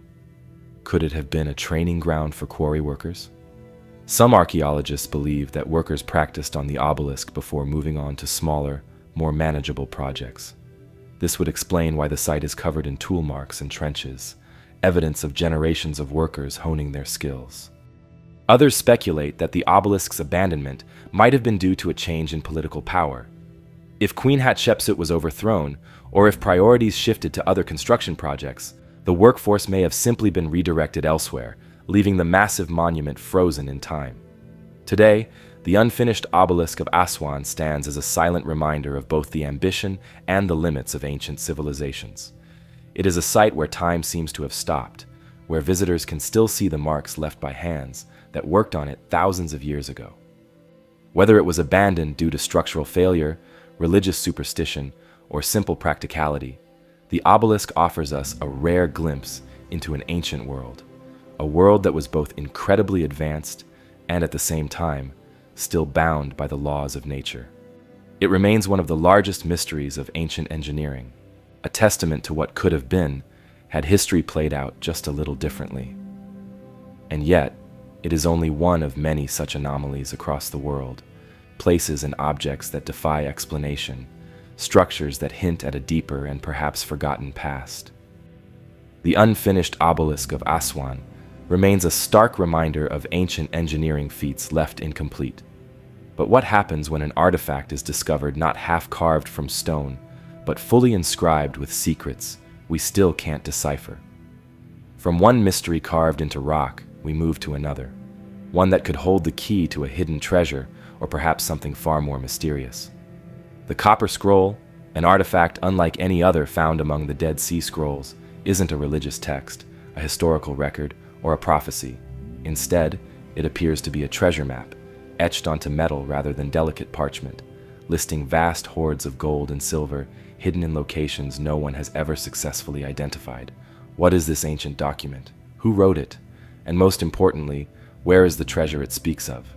The Copper Scroll was first discovered in 1952 in a cave at Qumran, the same archaeological site where the famous Dead Sea Scrolls had been found. But while the other scrolls were written on papyrus or animal skin and contained biblical texts, laws, and commentaries, this one was different. Instead of being carefully written on parchment, it was carved onto thin sheets of copper, so brittle that it had to be carefully unrolled in pieces. The language, though related to Hebrew, was unusual, as if it had been written in a shorthand or code. And the contents, unlike anything ever discovered. Unlike the religious texts found nearby, the Copper Scroll didn't discuss theology or prophecy. Instead, it read like an inventory, listing over 60 locations, each supposedly containing caches of gold, silver, and other valuable treasures. The sheer amount described is staggering, estimated to be worth billions in today's money. But despite decades of searching, no one has ever found any of the treasures it describes. Some scholars believe that these riches were hidden by the Jewish people during the Roman siege of Jerusalem in 70 AD, perhaps belonging to the Great Temple of Solomon or the Second Temple before its destruction. Others argue that it predates the Roman era, linking it to even older Jewish priestly sects or the mysterious Essenes who lived at Qumran. Theories about the Copper Scroll's origins are as varied as the treasure hunters who have tried to decipher it. Some believe it is a genuine record of hidden wealth, a final desperate attempt to preserve sacred treasures before they were lost to invading forces. If true, it could be one of the greatest undiscovered caches of ancient wealth in history. Others argue that it's a forgery or a symbolic text, never meant to be taken literally. The language, they claim, is too strange, the locations too vague, the amounts of gold and silver too extravagant to be real. Could the Copper Scroll be an ancient hoax? Or was it a real map, one whose directions have been lost to time? One of the biggest challenges in unlocking the Copper Scroll's secrets is the locations themselves. The text refers to places that no longer exist, or whose names have changed over the centuries. Unlike other historical treasure maps, which often contain landmarks or geographical clues, the Copper Scroll's descriptions are frustratingly cryptic. It speaks of tunnels, pools, courtyards, and tombs, but without exact coordinates, every expedition ends in failure. In the years following its discovery, treasure hunters and archaeologists alike have combed the region, hoping to find even a small fraction of the riches it describes. Some have claimed to find potential sites, but none have yielded anything conclusive. The greatest mystery remains. If the treasure was real, was it already found and taken? Or is it still out there, hidden beneath the sands of the Middle East? There's also the question of why the Copper Scroll was made of metal in the first place. Every other Dead Sea Scroll was written on fragile material meant to be stored and read by a select group of scholars or religious figures. But the Copper Scroll, it was designed to last. Whoever created it must have intended for it to endure the test of time, possibly as a last resort to ensure that the treasure's location would not be forgotten. The effort it took to engrave these words onto metal suggests that whatever it described was of the utmost importance. If the Copper Scroll is real and the treasure remains unfound, it would be one of the most astonishing discoveries in history. Vast amounts of gold and silver, preserved for thousands of years, could completely change our understanding of ancient economies and religious institutions. But if it's a hoax or a misunderstanding, then it remains one of the most elaborate and perplexing mysteries of the ancient world. Was this scroll a desperate act by a people on the brink of destruction? A message from an unknown civilization? Or simply a riddle designed to mislead anyone who tried to follow its path? The Copper Scroll remains an unsolved enigma, a tantalizing glimpse into a past filled with hidden riches and unanswered questions. But sometimes, the greatest mysteries aren't written on metal or parchment. They are written in the ruins of an entire civilization, a civilization so advanced, so ahead of its time, that its sudden disappearance leaves more questions than answers. From the deserts of the Middle East, we now shift our focus eastward to the sprawling ruins of one of the greatest lost civilizations in history, the Indus Valley Civilization. This was an ancient world of thriving cities, complex infrastructure, and a culture that rivaled Mesopotamia and Egypt. And yet, despite its achievements, it vanished without a trace, leaving behind a mystery that has puzzled historians and archaeologists for over a century. The Indus Valley Civilization, also known as the Harappan Civilization, flourished around 3,300 to 1,300 BCE in what is now modern-day Pakistan and northwest India. It was one of the earliest and most advanced civilizations of the ancient world, with its major cities, Harappa and Mohenjo-Daro, showcasing remarkable urban planning. Unlike other ancient cities that grew chaotically over time, the Indus cities were designed with precision. They had wide streets laid out in grid patterns, sophisticated drainage systems, multi-story buildings made of uniform bricks, and even public baths that suggest a society with advanced sanitation and a deep understanding of public health. Perhaps most astonishingly, there is no evidence of palaces, massive temples, or ruling elites that dominated society, which is unusual for ancient civilizations. There were no towering pyramids like Egypt, no vast ziggurats like Mesopotamia, and no monuments glorifying kings. This suggests that the Indus Valley Civilization may have been remarkably egalitarian, with a ruling system that remains unknown. Their economy thrived on trade, reaching as far as Mesopotamia, where Harappan goods such as beads, textiles, and pottery have been found. They had a script, one of the great undeciphered writing systems of the ancient world. Unlike cuneiform or hieroglyphs, the Indus script remains a mystery, with no Rosetta Stone to unlock its secrets. What stories could these lost texts tell us about their people? What knowledge was lost with their collapse? For nearly 2,000 years, the Indus Valley Civilization flourished, but then something happened. Around 1900 BCE, their cities began to decline. By 1300 BCE, they were abandoned. their once thriving metropolises left in ruins. But why? Unlike other civilizations that fell due to war or internal collapse, there is no definitive evidence of a violent end for the Indus people. There are no mass graves from a catastrophic battle, no evidence of an invading army that wiped them out. Instead, it seems as though they simply faded away. Theories about the fall of the Indus Valley civilization are numerous, but none provide a clear answer. Some scholars believe environmental changes played a major role. The once mighty Sarasvati River, believed to have been a crucial water source for the civilization, may have dried up or shifted due to tectonic activity. Without water, agriculture would have collapsed, forcing people to abandon their cities.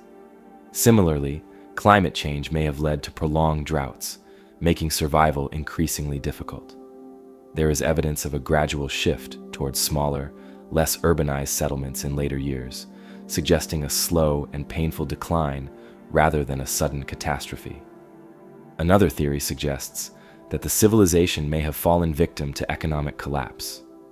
The Indus people relied heavily on trade with Mesopotamia and other regions, and if those trade networks were disrupted, whether by war, political shifts, or other factors, it could have weakened their economy to the point where their cities could no longer sustain themselves. However, this alone does not explain the complete abandonment of their urban centers. One of the more controversial theories involves invasion. Some historians point to the arrival of the Aryans, a group of nomadic Indo-European people who migrated into the Indian subcontinent around the same time the Indus cities declined. The theory suggests that the Aryans may have either overrun the Indus people or simply occupied their abandoned cities. However, there is no concrete evidence of large-scale warfare or destruction that would indicate a violent takeover. The lack of clear weaponry or defensive fortifications suggests that the Indus Valley people were not a warlike society, making it unlikely that they were completely wiped out by an invading force. There is also the possibility of disease playing a role. Some researchers suggest that epidemics, possibly caused by unsanitary conditions or contact with new populations, could have led to widespread illness and death, forcing survivors to scatter. This theory is speculative, but given the role disease has played in the collapse of other societies, it cannot be ruled out. Perhaps the most unsettling part of this mystery is the eerie silence that followed the collapse. Unlike Egypt and Mesopotamia, where new rulers or invaders left records, the fall of the Indus Valley civilization left no written explanation. No one claimed responsibility. No stories were passed down. It's as if they simply ceased to exist, their achievements forgotten until modern excavations uncovered their ruins. Even today, new discoveries continue to reshape what we know about this lost world. Archaeologists have uncovered more Indus Valley sites, some even larger than Harappa and Mohenjo-Daro, suggesting that this civilization was even more widespread than previously thought. Yet, despite over a century of research, the core mysteries remain. Who were the Indus people? What happened to them? And why did one of the most advanced civilizations of its time simply vanish? The Indus Valley civilization remains one of the greatest enigmas of the ancient world, an advanced society that vanished without a clear reason, leaving behind cities that once thrived with life, but now sit in eerie silence. The unanswered questions of their disappearance remind us of how much of history remains just beyond our reach, waiting to be uncovered. But while the ruins of lost civilizations leave behind whispers of their former greatness, sometimes it's a single object, something small, intricate, and impossibly ahead of its time, that challenges everything we think we know about the past. And there is perhaps no better example of this than the Antikythera Mechanism. Discovered in 1901 off the coast of Antikythera, a small Greek island in the Aegean Sea, the Antikythera Mechanism was found among the wreckage of an ancient ship. At first, it didn't look like much, a corroded, lumped-together mass of metal that had spent nearly 2,000 years beneath the sea. But as researchers carefully examined the artifact, they realized they were looking at something far more sophisticated than they had ever seen from the ancient world. Beneath the layers of rust and decay, hidden inside the encrusted metal, were the remnants of a complex system of gears, intricate, finely crafted, and unlike anything else known from antiquity. At the time of its discovery, Technology of this level was thought to be impossible in ancient Greece. Yet, as scientists slowly pieced together the fragments, it became clear that this was no ordinary artifact. It was, in essence, an ancient analog computer, a device designed to predict astronomical positions and even eclipses with extraordinary precision.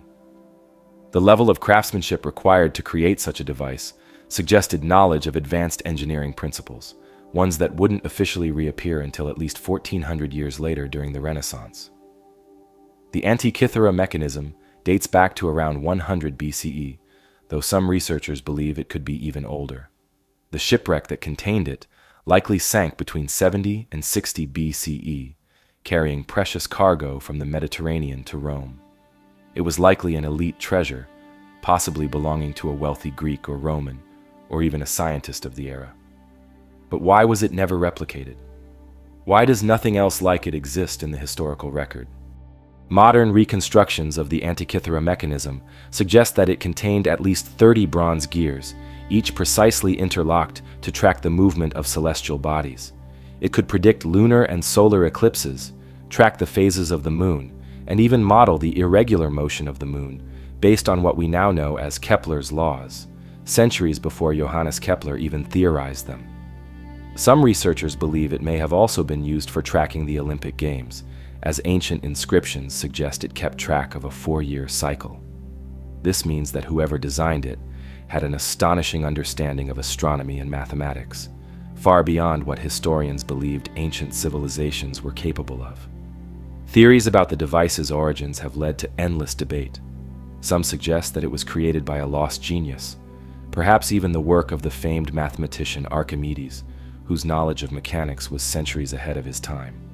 Others propose that it was a product of an entire school of thought, a forgotten lineage of Greek engineers whose work was lost to history when the Roman Empire took control of Greece. What is certain is that after the Antikythera Mechanism, no similar device appeared again until the development of European astronomical clocks in the 14th century. So how did such advanced knowledge simply vanish? One possible explanation is that the fall of ancient Greece and the subsequent dominance of Rome led to the loss of Greek technological advancements. Unlike the Greeks, who placed great value on theoretical science, the Romans were more focused on practical engineering, roads, aqueducts, military equipment. The destruction of scientific institutions, including the famed Library of Alexandria, may have contributed to the erasure of this knowledge. If the Antikythera Mechanism was part of a larger tradition of ancient Greek computational devices, then it's possible that its creators and their knowledge simply disappeared, leaving behind only this single surviving example. Further complicating the mystery is the question of why nothing remotely similar has ever been found. The craftsmanship of the mechanism suggests that it was not the first of its kind. It was too complex to have been a one-off invention. But if more of these devices existed, where did they go? Were they all lost at sea, like the one found in the Antikythera wreck? Were they melted down for their valuable metals, erasing them from history? Or is it possible that more lie hidden, waiting to be uncovered in another long-forgotten shipwreck? Recent advances in imaging technology have allowed researchers to see deeper into the structure of the Antikythera Mechanism, revealing even more hidden gears and inscriptions. The more we learn about it, the more advanced it appears, challenging everything we thought we knew about ancient technology. Scientists have even attempted to build working models of the device, proving that it functioned with remarkable accuracy. But one question still remains: who built it? And how did they come up with such an intricate design in a time when most civilizations were still using simple sundials and water clocks? The Antikythera Mechanism stands as a testament to the forgotten genius of the ancient world, an object that challenges our perception of history and hints at lost knowledge that was once within humanity's grasp. If a mechanical computer capable of tracking celestial movements could vanish from historical records for nearly 2 millennia, what else has been lost to time? The truth is, our past is riddled with gaps, civilizations that flourished and disappeared, leaving behind only fragmented clues to their existence. And few stories embody this enigma more than the legend of Aslan, the supposed ancestral homeland of the Aztecs, an entire city that, if it ever existed, has never been found. Aztlan is often described as a place of myth, an origin story passed down through generations. According to Aztec codices, their ancestors once lived in a prosperous city surrounded by water before embarking on a great migration southward, eventually founding the empire that would become Tenochtitlan, modern-day Mexico City. The name Aztlan itself translates to place of the herons or land of whiteness, though its exact meaning is debated. But what truly makes Aztlan fascinating is the suggestion that it was not just a legend, but a real physical place, one that remains undiscovered. The search for Aztlan has spanned centuries, with historians, archaeologists, and explorers all proposing different theories about its location. Some believe it was somewhere in northern Mexico or the southwestern United States, possibly near the Colorado River or the Great Salt Lake.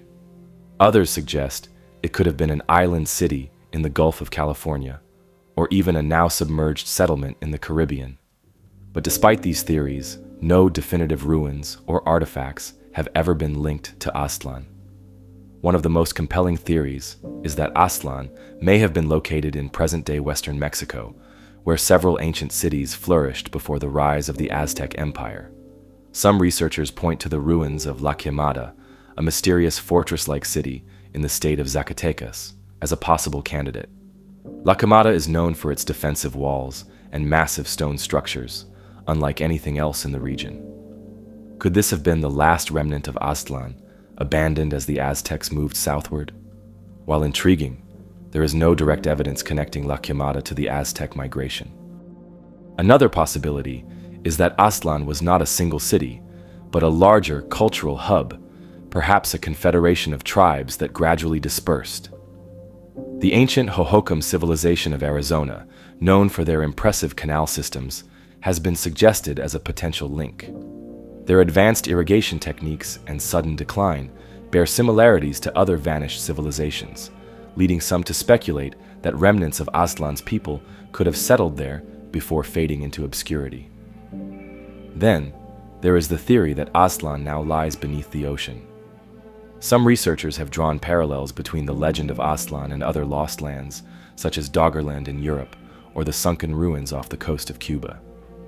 Rising sea levels over thousands of years have swallowed many ancient settlements, and some speculate that Aztlan may have met a similar fate. If it was an island city, as some descriptions suggest, then evidence of its existence could be buried deep beneath layers of sediment on the ocean floor. The connection between Aztlan and the myth of Atlantis has also been explored.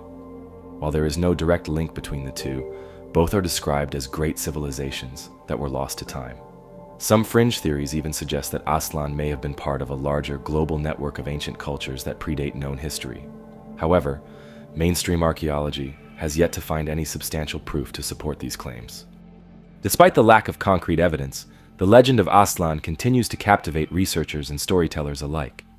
Some believe the Aztecs themselves may have deliberately obscured the true location of their ancestral homeland, either for religious reasons or to solidify their identity as a people destined for greatness in the Valley of Mexico.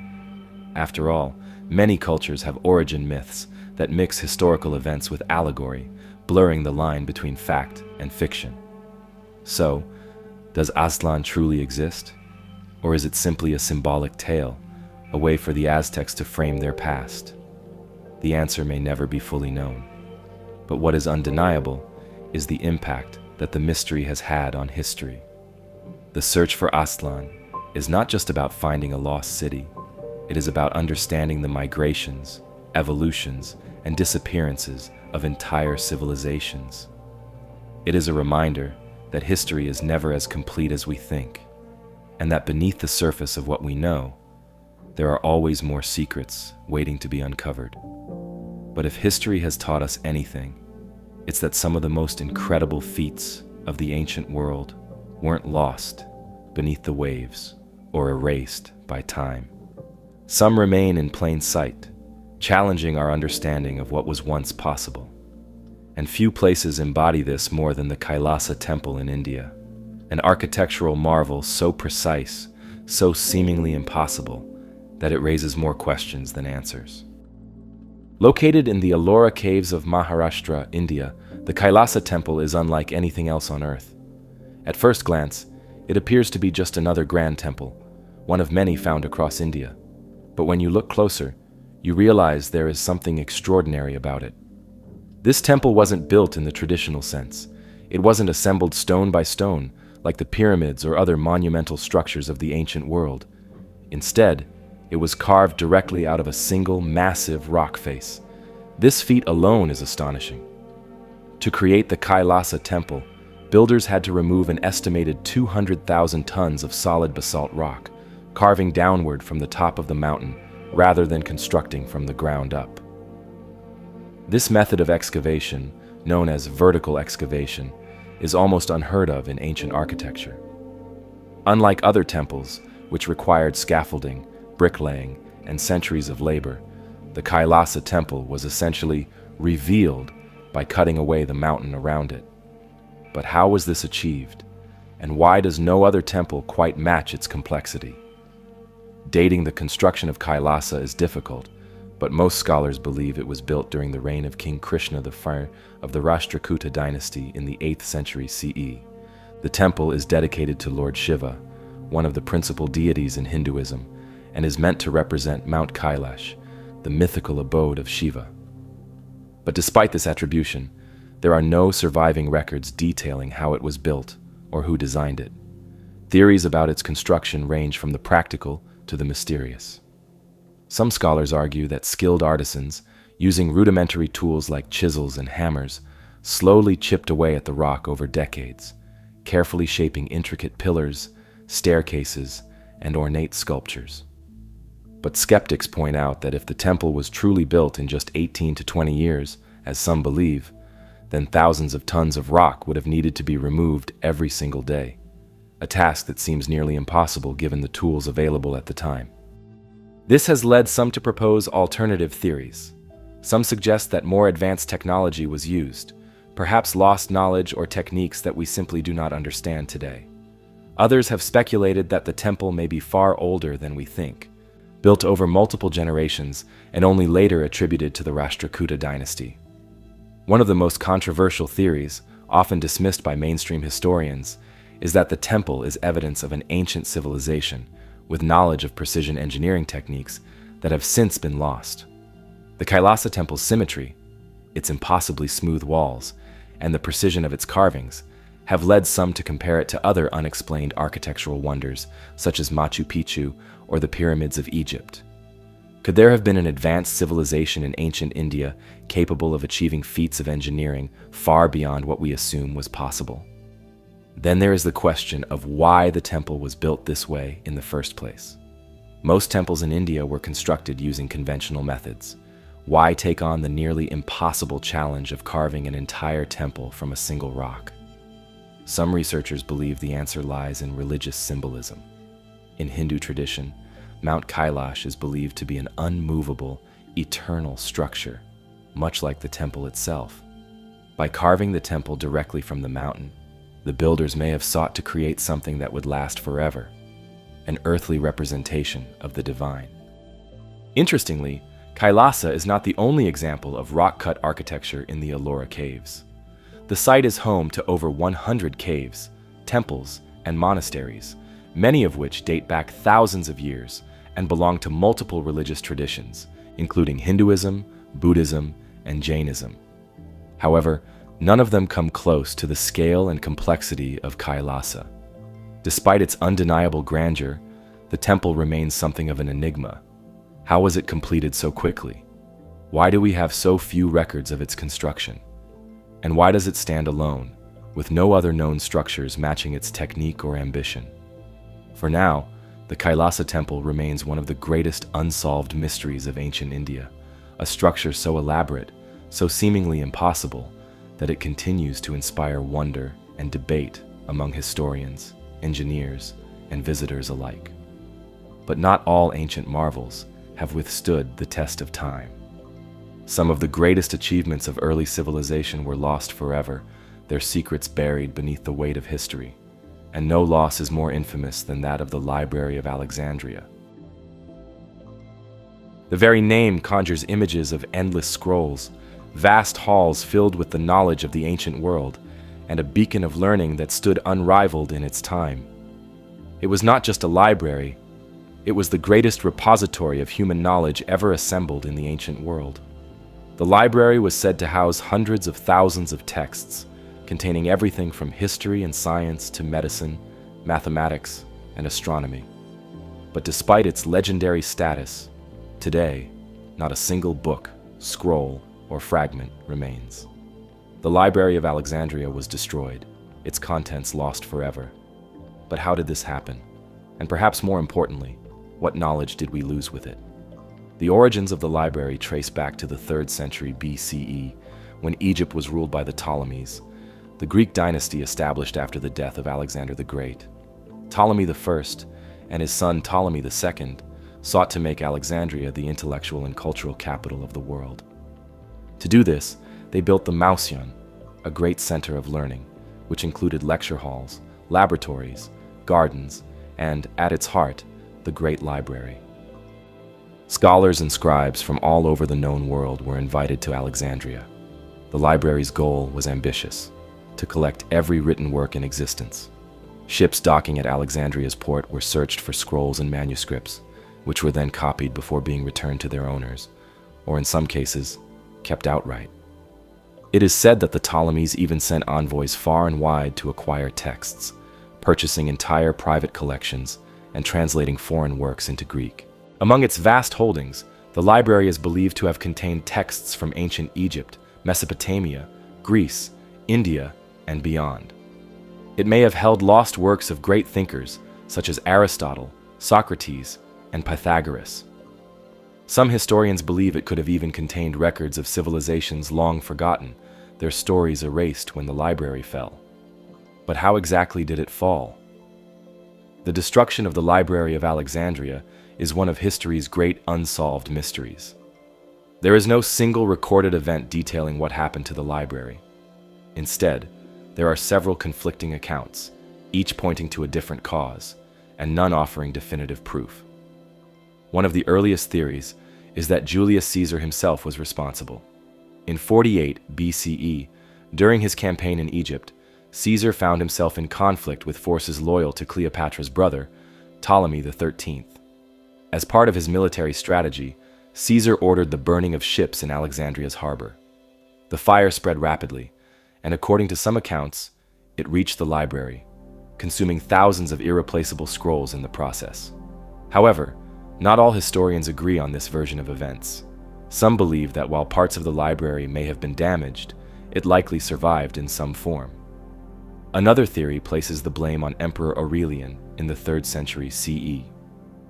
During his war to reclaim Alexandria from Queen Zenobia of Palmyra, much of the city was destroyed, and the Mausion, the academic institution housing the library, was severely damaged.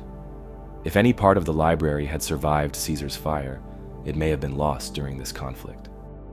Later, in the 4th century CE, Emperor Theophilus led a campaign to destroy pagan temples, and some sources suggest that the remains of the library, housed in the Serapeum, a temple dedicated to the Greco-Egyptian god Serapis, were targeted.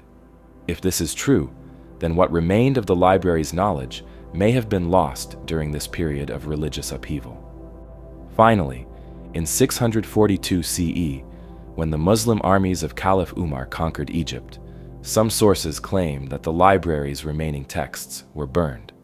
According to a widely disputed account, when the conqueror Amr ibn al-As was asked what should be done with the books, he supposedly responded that if they agreed with the Quran, they were unnecessary, and if they contradicted it, they were dangerous. Therefore, he ordered them destroyed, allegedly using the scrolls to fuel the city's bathhouses for months. However, many historians doubt this story, as it was written centuries after the event, and may have been politically motivated. Regardless of how the library was lost, the greater mystery is what was inside. We will likely never know the full extent of the knowledge that perished. Some speculate that advanced scientific concepts, perhaps even ideas that could have revolutionized human progress, were wiped from existence. Did the library contain early theories of astronomy that could have changed our understanding of the cosmos centuries earlier? Did it hold texts describing lost civilizations or ancient technologies? Could it have contained medical knowledge that would have transformed early medicine? We know that some of the greatest minds of the time studied there. Figures like Archimedes, Euclid, and Eratosthenes, the latter of whom calculated the circumference of the Earth with astonishing accuracy over 2,000 years ago. The loss of their works, along with countless others, has led some historians to suggest that the destruction of the Library of Alexandria set human progress back by centuries. But not everyone believes this. Some argue that much of the library's knowledge was already dispersed before its final destruction. Scholars often made copies of texts, and while the library's central collection was lost, its influence spread far beyond Alexandria. In this view, the burning of the library may not have been as catastrophic as we imagine. It may have been more symbolic than literal. Yet, there's something deeply unsettling about the idea of an entire archive of ancient wisdom disappearing, leaving only speculation in its place. The Library of Alexandria remains one of history's greatest what-ifs. If it had survived, what might our world look like today? The destruction of the Library of Alexandria is a chilling reminder of how easily knowledge can be lost to history. We may never know what ancient secrets were erased forever, but every now and then, something survives. An artifact that doesn't fit, an object that refuses to be explained. These relics from the past raise questions we can't easily answer, forcing us to wonder, what were they for? Who created them? And why do they exist at all? One such mystery lies scattered across Europe. Small, intricately designed objects that have baffled archaeologists for centuries. They are known as the Roman dodecahedrons, 12-sided hollow metal artifacts dating back nearly 2,000 years. Found in fields, ancient military camps, and even graves, these objects seem deliberately crafted, each side punctuated with a circular hole. Yet no historical records mention them. No Roman texts describe their use, and despite being discovered in dozens of locations across the former Roman Empire, their purpose remains entirely unknown. The first dodecahedrons were unearthed in the 18th century, and since then, over 100 have been found, primarily in modern-day France, Germany, Belgium, and the United Kingdom. They are typically made of bronze or brass, with sizes ranging from 4 to 11 centimeters in diameter. Though they vary slightly in design, they all share the same basic structure, a 12-sided geometric shape, each face containing a circular hole of varying size. Some have small knobs or protrusions at the corners, while others are smooth, but they are all uncannily similar, suggesting a specific, shared purpose. Despite their widespread distribution, the Roman dodecahedrons present an unusual problem. They are completely absent from historical records. The Romans were meticulous in documenting their daily lives. They recorded their tools, weapons, and even the most mundane aspects of their existence. Yet, there is no written mention of the dodecahedrons. No historian of the time describes them, no inscription provides a clue, and no artwork depicts them in use. It's as if they were deliberately omitted, or their purpose was so commonly understood that no one thought to write it down. Theories about their function have ranged from the practical to the bizarre. Some suggest they were tools for measuring distances or angles, possibly used in surveying or architecture. The holes, which vary in size, could have allowed for calculations involving shadows or light. Others propose that they were candle holders, though this seems unlikely, as they lack any soot residue. Another possibility is that the dodecahedrons had a military function. Some researchers speculate that they may have been used as rangefinders for Roman artillery, helping soldiers calculate the trajectory of projectiles. However, no dodecahedrons have been found in direct association with Roman weapons, making this theory difficult to prove. A more intriguing theory suggests that they were used in textile work. Some historians believe that the dodecahedrons functioned as knitting or weaving tools, specifically for creating gloves. The holes may have been used to guide threads in a particular way, though this remains purely speculative. Beyond the practical explanations, some believe the dodecahedrons held a religious or symbolic significance. Many have been found at sites associated with temples and sacred rituals, leading some to suggest they were used in divination. The idea is that they may have been thrown like dice, with the positioning of the holes or knobs playing a role in fortune-telling or casting omens. Some even argue that they were used in secretive cult practices, perhaps known only to certain members of Roman society. Adding to the mystery, no two dodecahedrons are exactly the same. Unlike standardized Roman tools or coins, these objects appear to have been individually crafted, suggesting that they were not mass-produced for widespread use. This has led some to speculate that they were personal objects, possibly linked to social status, mysticism, or even an unknown Roman guild. One of the most intriguing discoveries regarding the dodecahedrons came from the Netherlands, where a similar object was found, but this one was made of gold. Unlike the typical bronze dodecahedrons, this golden artifact suggests that these objects may have been more than just tools. Could they have been used as status symbols or ceremonial objects? And if so, why did they disappear from history? The lack of clear evidence has only fueled more speculation. Some have even suggested that the dodecahedrons may not have been Roman at all. Could they be remnants of an older civilization, one that predated the Roman Empire? Or were they introduced to Rome from an outside culture, their purpose lost when that knowledge faded into obscurity? Modern attempts to recreate and experiment with the dodecahedrons have yielded mixed results. Some researchers have tried using them as astronomical instruments, testing whether they could have been used to track the movement of the sun or stars. Others have constructed replicas and tested them in weaving experiments, attempting to create patterns similar to those found in Roman textiles. But so far, no definitive answer has emerged. The strangest aspect of the dodecahedrons is that despite their apparent importance to whoever made them, they vanished entirely from history. They were never adapted into other technologies, never evolved into new forms, and seemingly had no lasting impact. It's as if their purpose, whatever it was, became obsolete, forgotten, or intentionally erased. Some believe the answer lies in the simplicity of the objects themselves. Unlike ancient texts or crumbling ruins, the dodecahedrons are small, portable, and difficult to date precisely. They may have served a purpose so mundane that it simply never warranted recording. Or, alternatively, they may have belonged to a specific group within Roman society, one that guarded their knowledge carefully, ensuring that it was never written down. Even today, as more dodecahedrons continue to be discovered, the mystery remains unsolved.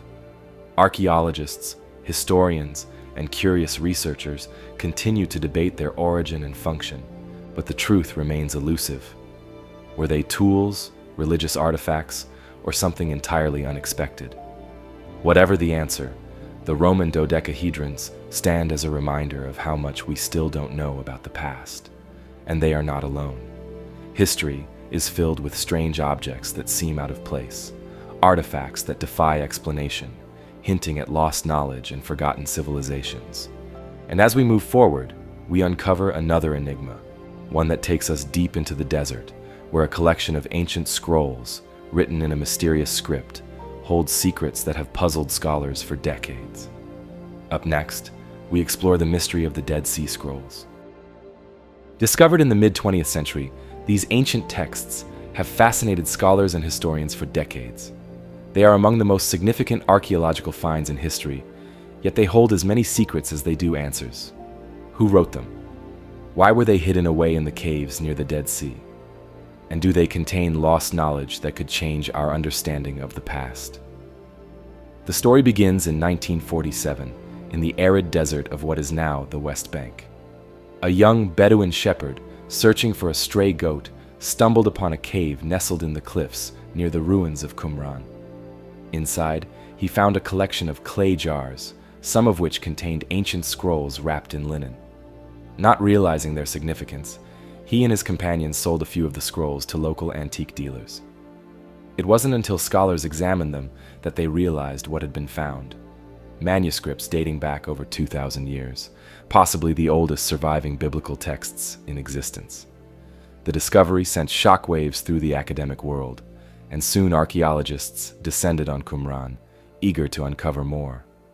Over the next decade, excavations revealed a total of 11 caves containing fragments of nearly 1,000 different scrolls. Some were almost perfectly preserved, while others were shattered into thousands of brittle pieces. The texts were written primarily in Hebrew, but also in Aramaic and Greek. The materials varied as well. Some were on parchment, others on papyrus, and a few inscribed on sheets of copper.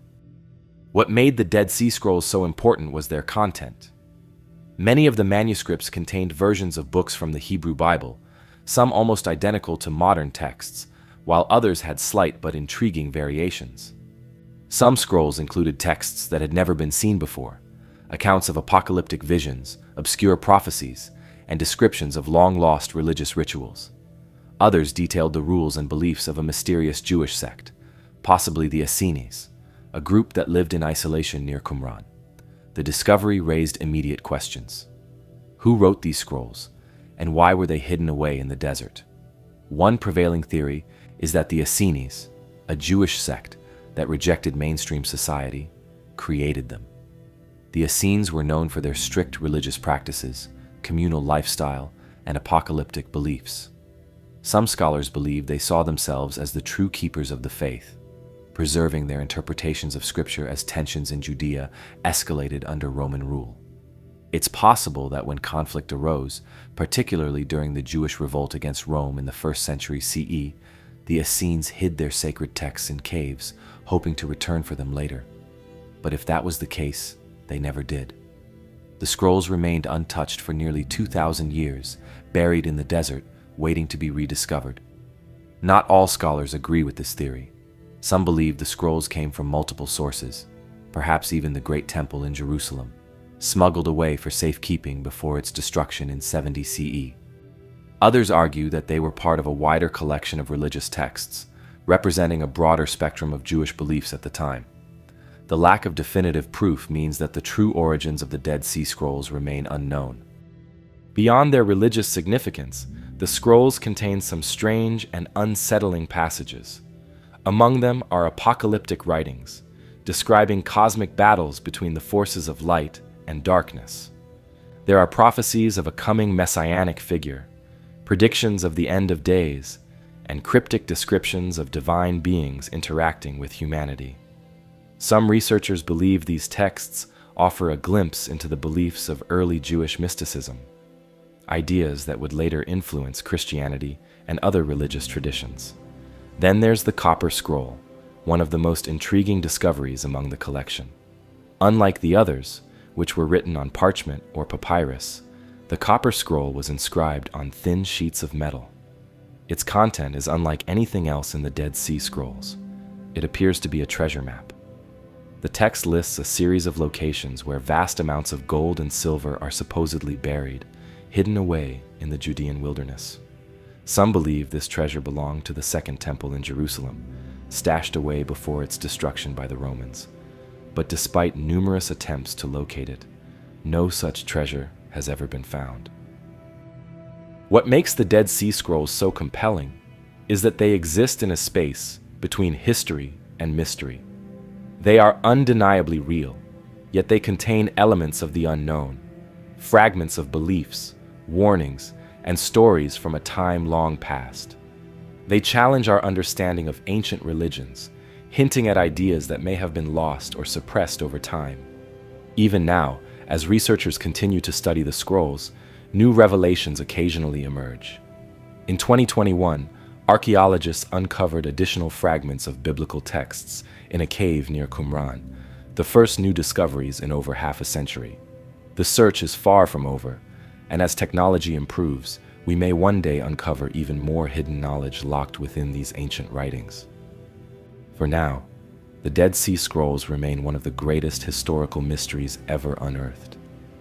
They offer a glimpse into a lost world, a time of prophets, scribes, and secret traditions, preserved against the odds in the arid caves of the Judean desert. But history has a way of hiding its secrets, and there are many more texts, symbols, and codes still waiting to be deciphered. The Dead Sea Scrolls offer a rare glimpse into the ancient world, preserving texts that may have otherwise been lost to time. But for every discovery that brings answers, there are those that only deepen the mystery. Across the world, there are natural phenomena that defy logic, strange occurrences that science struggles to fully explain. And deep in the barren, sun-scorched landscape of Death Valley, there is a mystery that has puzzled researchers for decades. Enormous stones, some weighing hundreds of pounds, appear to move across the desert floor entirely on their own, leaving long, winding trails in their wake. No human or animal footprints surround them. No visible force propels them. They simply glide, as if dragged by an unseen hand. This is the enigma of the sailing stones of Racetrack Playa, one of the most unexplained natural occurrences on Earth.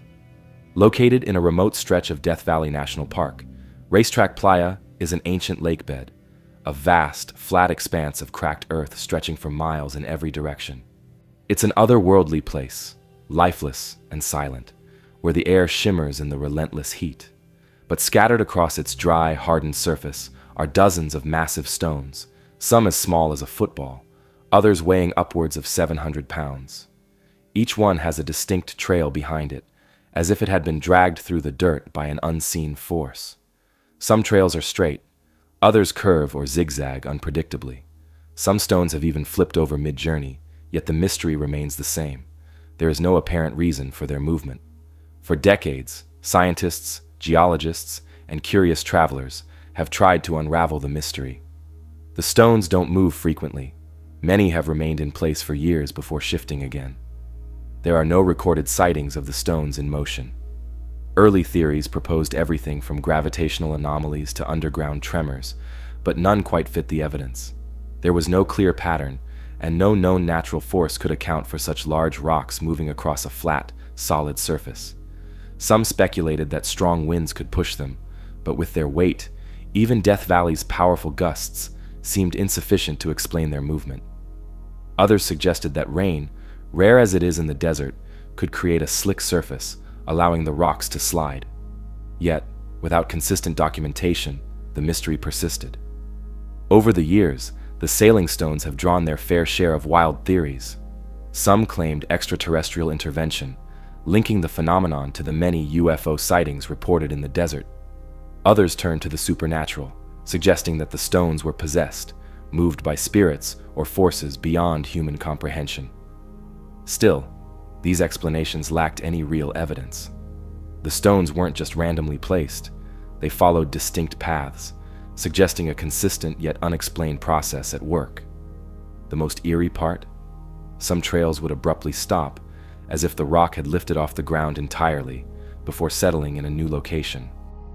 It wasn't until 2014 that researchers finally captured the movement of the stones in real time. Using time-lapse photography and GPS tracking, a team of scientists discovered that the answer lay in an unusual set of environmental conditions.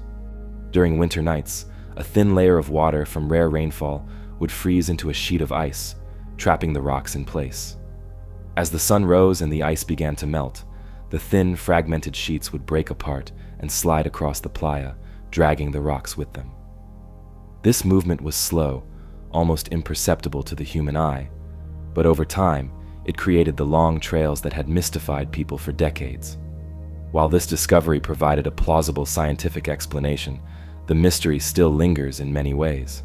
The sailing stones remain one of the strangest natural occurrences on Earth, and the idea of massive rocks gliding across the desert floor unaided continues to capture the imagination. And even with an answer, some aspects remain unexplained. Why do certain rocks move while others in similar conditions stay in place? Why do some trails remain for decades while others seem to vanish? And if this phenomenon has occurred for centuries, how many other places on Earth hide similar secrets, waiting to be uncovered?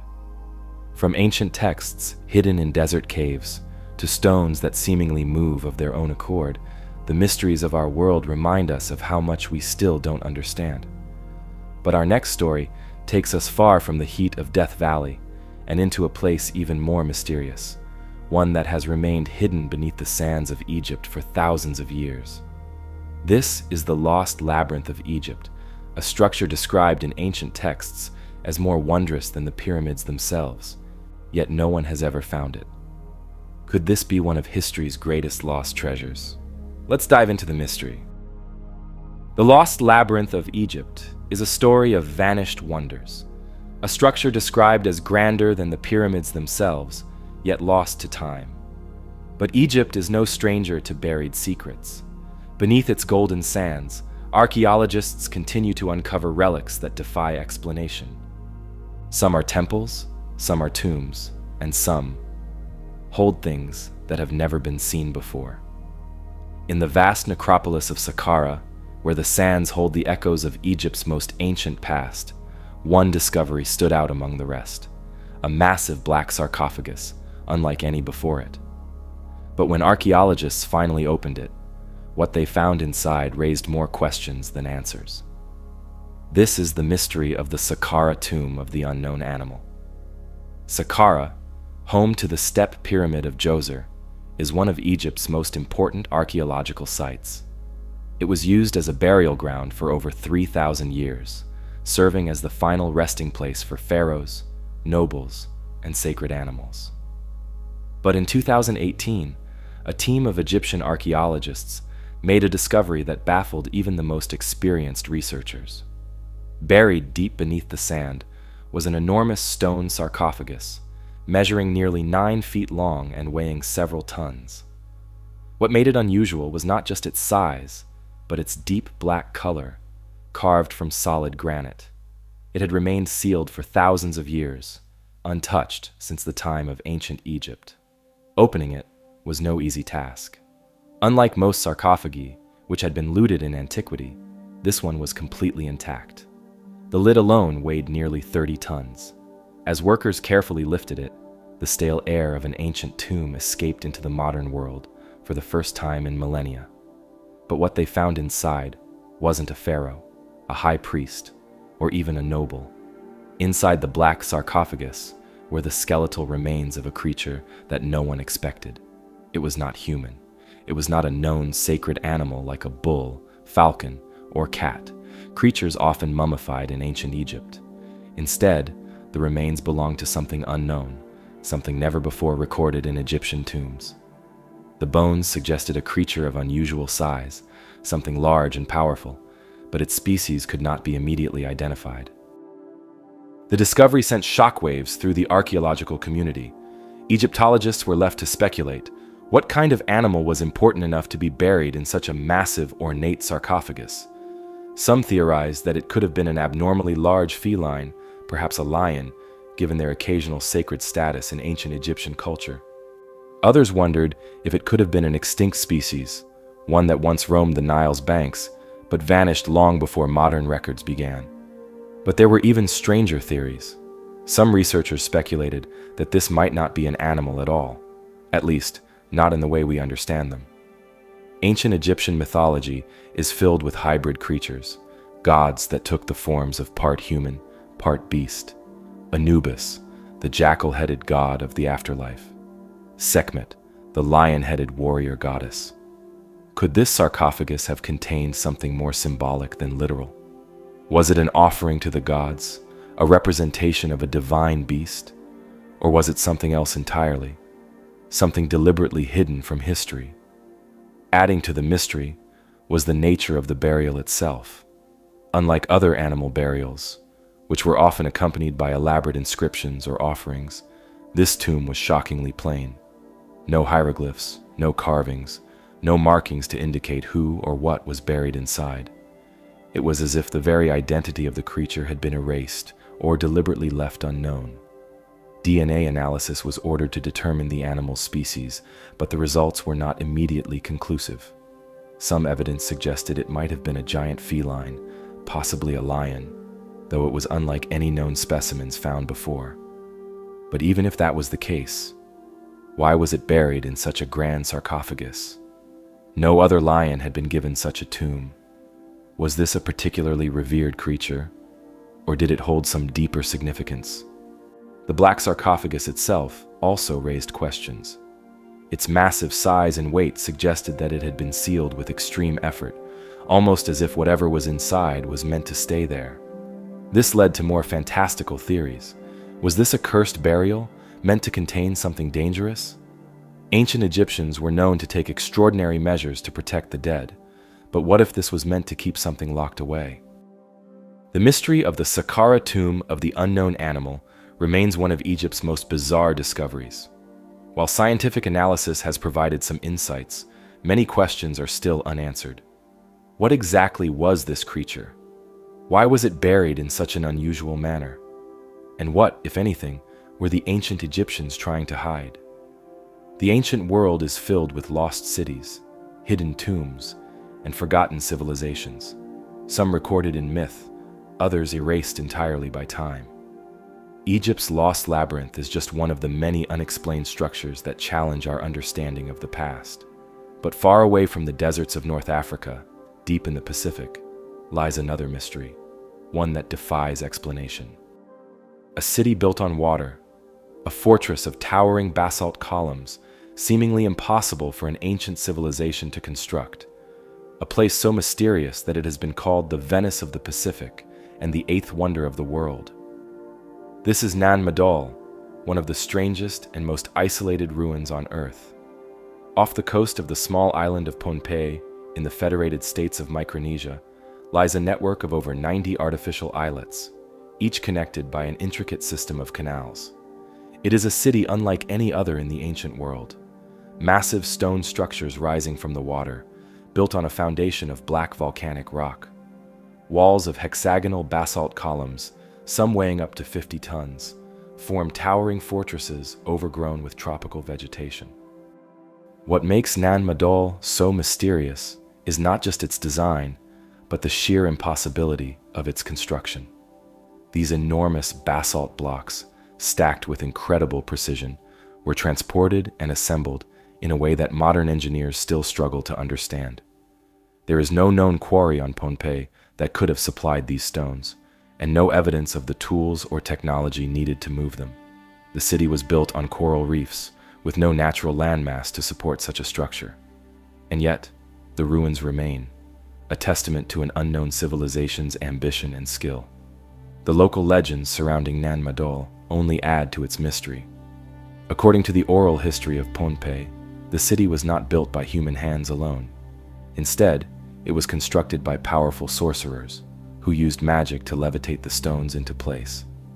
These legends tell of two brothers, Olosopa and Olosipa, who arrived on the island and used supernatural forces to create Nan Madol as a center of worship. The site became the religious and political heart of the Saudalar dynasty, a ruling class that governed Pohnpei for centuries, until they mysteriously vanished. But who really built Nan Madol, and why? Archaeologists have struggled to piece together its history. Carbon dating suggests that the site was occupied as early as 200 BC, but the massive stone structures weren't built until much later, possibly around the 12th or 13th century. The Saudalar rulers, known for their strict caste system and control over the island's population, used Nan Madol as their royal capital. But its location, isolated on the water and separated from the main island, raises questions. Why would a ruling dynasty choose to build a city in the ocean rather than on solid land? One theory suggests that the city's placement was deliberate, a way to separate the ruling elite from the common people. Another proposes that Nan Madol was designed as a kind of fortress, its artificial islands and towering walls providing both protection and an aura of divine power. Others believe it was built as a sacred site, a place where priests and rulers could conduct ceremonies far from the prying eyes of ordinary citizens. But the biggest mystery is how it was built at all. The basalt columns that make up Nan Madol are not ordinary stones. They are naturally occurring hexagonal formations, similar to those found at the Giant's Causeway in Ireland. But moving them, some weighing over 50 tons, without modern cranes or machinery, should have been impossible. The closest source of basalt rock is miles away, across the ocean. Without wheels, without pulleys, without beasts of burden, how did the ancient builders transport these stones across the water? And how did they lift them into place? Some researchers speculate that the builders used a system of wooden rollers and rafts to move the stones. But no evidence of these tools has ever been found. Others point to the possibility of an advanced lost technology, something that allowed them to transport and arrange the basalt columns with a level of precision that remains unmatched. And then, there are the local legends of levitation. While the idea of ancient levitation seems far-fetched, the sheer scale of Nan Madol forces even the most skeptical researchers to admit that something extraordinary must have taken place. Whether through ingenious engineering, lost technology, or something beyond our understanding, the builders of Nan Madol achieved what should have been impossible. But the mystery doesn't end there. Nan Madol was abandoned centuries ago, long before European explorers arrived in the Pacific. The once great city became a ghost town, swallowed by the jungle and left to decay. No one knows exactly why it was deserted. Some say the ruling Sodelur dynasty was overthrown by invaders. Others believe the city became uninhabitable, its reliance on imported food and resources making it impossible to sustain. And then, there is the legend of the curse. To this day, many locals refuse to set foot on Nan Madol after dark. Stories tell of spirits guarding the ruins, of strange lights flickering among the stone walls, of an unseen force that punishes those who disturb the city. Even modern explorers have reported feeling an eerie presence, an overwhelming sense of being watched. Some have experienced sudden equipment failures, unexplained noises, and the unsettling feeling that the ruins are not as empty as they appear. In the 20th century, an American researcher who visited Nan Madol reportedly fell ill and died shortly after exploring the site. His sudden death fueled rumors that the city's ancient spirits still guard their home, ensuring that its secrets remain buried beneath the waves. Despite centuries of study, Nan Madol remains one of the greatest unsolved mysteries of the ancient world. Its construction defies logic, its history is fragmented, and its abandonment is unexplained. It stands as a reminder that there are still lost chapters in human history, civilizations that rose and fell, leaving behind only the ruins of their achievements. Beneath the Pacific waves, the ruins of Nan Madol stand as a silent enigma, an ancient city whose construction defies logic and whose history remains shrouded in mystery. But lost cities aren't the only ancient relics that challenge our understanding of the past. Some mysteries don't lie beneath the sea or hidden in forgotten jungles. Instead, they are carved into the very earth itself. High in the rolling hills of southern England, a figure has watched over the land for thousands of years. A massive, stylized horse, carved into the chalk hills of Oxfordshire, its elegant, elongated shape stretching nearly 360 feet across the landscape. It is one of the most enduring and baffling mysteries in Britain. This is the Uffington White Horse, a symbol so ancient that no one knows who created it or why. The White Horse of Uffington isn't like other hill figures. England has many chalk carvings, but most of them are relatively recent, created within the last few hundred years. The Uffington horse, however, is different. Studies have shown that it is at least 3,000 years old, dating back to the late Bronze Age or early Iron Age. That means it was already ancient when the Romans arrived in Britain, and even they didn't know its origins. Over the centuries, many have speculated about its meaning. Was it a religious symbol? A tribal emblem? A marker of some long-lost kingdom? The carving itself is fascinating in its design. Unlike a realistic depiction of a horse, the Uffington figure is abstract and almost modern in its style. Its sweeping curves and elongated limbs give it an otherworldly appearance, unlike anything else from its time. Some have suggested it represents not a horse at all, but something else entirely. But why would ancient people go through the trouble of carving such a massive figure into the landscape? The sheer effort required to create and maintain the White Horse suggests it was deeply important to those who made it. The carving is etched into the chalk of the hillside, meaning it would have needed constant upkeep to prevent it from being reclaimed by the earth. Generation after generation had to deliberately clear the figure, ensuring that it remained visible. This indicates that it held significance for centuries, perhaps even millennia. One theory is that the White Horse was a territorial marker, a way for ancient tribes to claim ownership of the land. If true, it would have been visible for miles, a clear sign to any travelers or enemies passing through. Another possibility is that it had religious or ceremonial meaning, perhaps linked to an ancient fertility cult or a horse-worshipping culture. The Celts, who came long after its creation, revered horses as sacred animals, often associating them with gods and warriors. Some historians believe the Uffington horse may have been an early representation of the Celtic goddess Epona, a deity linked to horses and protection. But the mystery of the white horse goes deeper than just its meaning. Some researchers have suggested that it might have astronomical significance. Certain alignments with the sun and stars indicate that it could have been part of a larger ritual landscape, possibly used in seasonal ceremonies. The nearby Dragon Hill, a flat-topped hill that sits just below the carving, adds to the intrigue. Legends say that this is where St. George slew the dragon, and some believe the site has been sacred since prehistoric times. Others have proposed even stranger theories. Could the Uffington white horse be a remnant of a lost language, an ancient pictogram left by a forgotten civilization? Some have even speculated that it represents a celestial event, a comet streaking across the sky that was immortalized in chalk. The unusual, almost alien-like style of the carving has fueled speculation that it wasn't just inspired by earthly creatures, but something seen in the heavens. Then, there is the theory that the white horse is far older than we think. Some alternative historians have suggested that the carving could predate even the Bronze Age, potentially stretching back to the Neolithic period. If that were true, it would place the Uffington horse among the oldest artistic representations in the world, linking it to civilizations long lost to time. What's undeniable is that the white horse has survived, not just in the chalk hills of Oxfordshire, but in the collective imagination of those who have lived alongside it. It has inspired legends, from tales of dragon slayers to myths of ghostly horses galloping across the landscape. Even today, the figure is carefully maintained, with volunteers and locals continuing the ancient tradition of scouring the horse to keep its shape from fading. Despite its age, the Uffington white horse remains as striking as ever.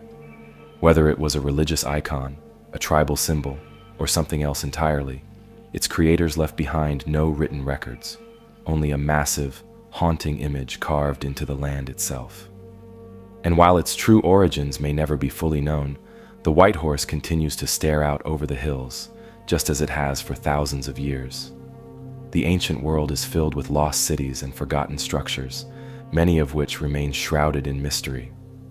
Some have been buried beneath shifting sands, others swallowed by dense jungles, and some, like the Uffington white horse, have stood defiantly against time, etched into the very landscape. But what happens when a civilization leaves behind a monument not on land, but beneath the sea? Off the coast of Japan, hidden beneath the waves, lies one of the most controversial underwater discoveries of all time. Massive stone structures, eerily precise and seemingly deliberate, stretch across the ocean floor. To some, it's undeniable proof of an ancient, forgotten civilization, one that predates recorded history. To others, it's nothing more than a natural formation, shaped by the currents and tides over thousands of years. But if that were true, why do the formations look so intentional? This is the mystery of the Yonaguni Monument. The Yonaguni Monument was first discovered in 1986 by a local diver named Kihachiro Aratake. He wasn't looking for lost cities or evidence of ancient civilizations.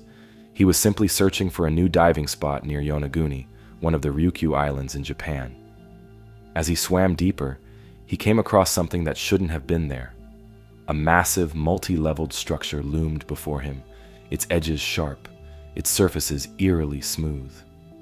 It was unlike anything he had ever seen. Stair-like terraces led to what appeared to be platforms. Narrow corridors cut through the rock, and at the highest point, something resembling a grand staircase stretched toward the surface. It looked man-made. But how could that be possible?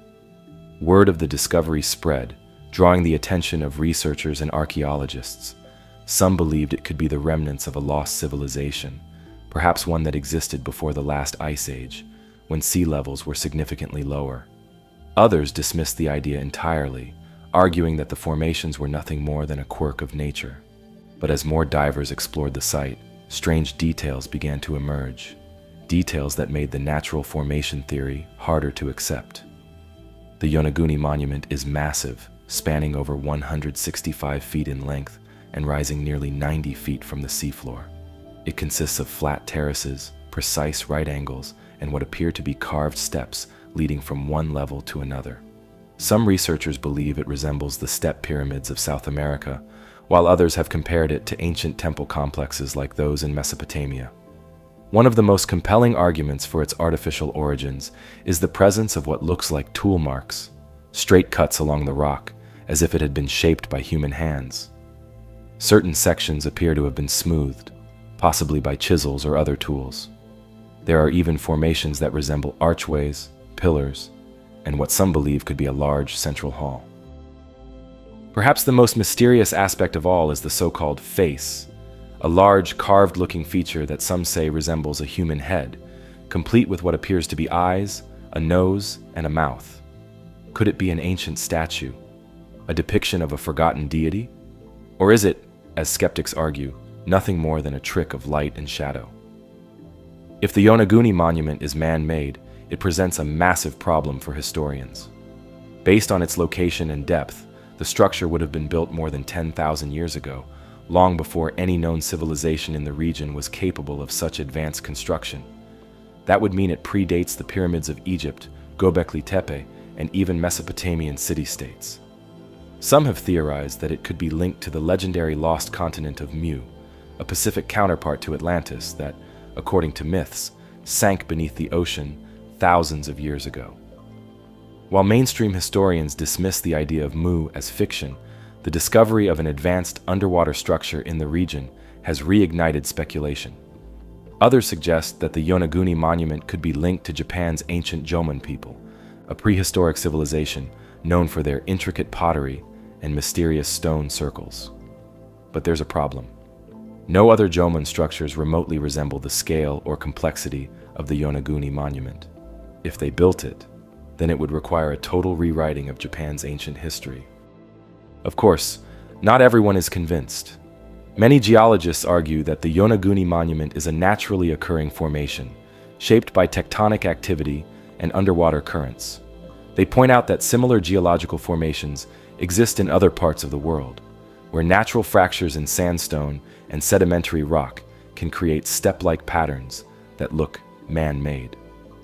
One of the strongest arguments against the structure being artificial is that there are no known artifacts, no pottery, no tools, no carvings found at the site. Typically, when archaeologists uncover a lost city, they find traces of the people who lived there. But at Yonaguni, there is nothing except the stone itself. However, supporters of the man-made theory counter that if the site was built over 10,000 years ago, any artifacts may have been swept away by ocean currents or buried beneath layers of sediment. They argue that the structure's sheer complexity, coupled with the suspiciously precise angles and what appear to be staircases, suggests human intervention. Despite decades of debate, no definitive answer has been found. The Japanese government has not officially recognized the site as an archaeological structure, and without more concrete evidence, the mystery remains unsolved. Divers continue to explore the monument, hoping to find proof, whether in the form of inscriptions, artifacts, or additional structures, that could tip the scales one way or another. The ocean has long been a keeper of secrets, hiding lost cities, sunken structures, and ancient artifacts beneath its waves. The Yonaguni monument is one such enigma, a place where history and nature seem to blur, leaving behind a puzzle with no clear solution. Was it built by a forgotten civilization, or is it merely the work of the elements, shaping stone in ways we can't fully explain? Whatever the answer, one thing remains certain. The deeper we dive into history, the more questions we uncover. And while the Yonaguni monument challenges our understanding of what might lie beneath the ocean, there are other mysteries that have baffled researchers for centuries, ones not buried underwater, but locked away in words no one can understand. A book filled with an unknown language, a manuscript that defies translation, a code so complex that even the best minds in history have failed to crack it. This is the mystery of the Voynich manuscript. It was 1912 when Wilfrid Voynich, an antiquarian bookseller, first came across the strange book in a Jesuit college near Rome. From the moment he laid eyes on it, he knew it was something unusual. The pages were filled with strange symbols, written in an elegant, flowing script that seemed structured, yet completely unrecognizable. Accompanying the text were bizarre illustrations, intricate botanical drawings of plants that don't exist, celestial charts that don't match any known star maps, and images of human figures engaged in inexplicable rituals. The manuscript was written on fine vellum, later carbon dated to between 1404 and 1438. But aside from that, everything about it was a mystery. There was no author's name, no title, no indication of where it came from. It was as if the book had simply appeared out of nowhere, defying all attempts to place it within any known historical context. What makes the Voynich manuscript truly unique is that, despite being over 600 years old, no one has been able to read it. The writing follows a structure similar to real languages. There are recurring words, sentence formations, and even grammatical consistency. But it doesn't match any known script. It's not Latin, Greek, Arabic, or any lost dialect we've ever seen before. Some of the best cryptographers in history have tried to decipher it. During World War II, military codebreakers who cracked Nazi encryption techniques attempted to translate the manuscript. They failed.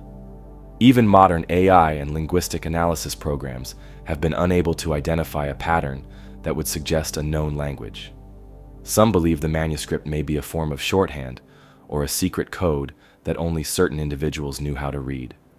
Others think it could be a hoax, an elaborate forgery meant to deceive scholars centuries ago. But if it was a hoax, why go through such extreme lengths to make it look like a structured language? Why include hundreds of carefully drawn illustrations, some of which appear to reference real scientific concepts? Theories about the Voynich manuscript range from the plausible to the bizarre. Some scholars believe it was an early medical text, possibly written by an alchemist or herbalist trying to document lost medicinal knowledge. The strange plants in the illustrations could represent rare herbs, and the images of human figures in odd poses might be medical diagrams. Another theory suggests it was written by a secretive religious group, encoding their beliefs in an unbreakable cipher to protect them from persecution. Some have even suggested it could have been created by an unknown genius, someone who invented an entirely new language that no one else ever learned. A more speculative idea is that the manuscript contains knowledge far beyond what we should have had in the 15th century. Some believe it could be the work of an ancient civilization that predated our historical records, or even an artifact of extraterrestrial origin. The argument here is that the plants don't resemble any known Earth species, and the astronomical charts might depict a star system different from our own.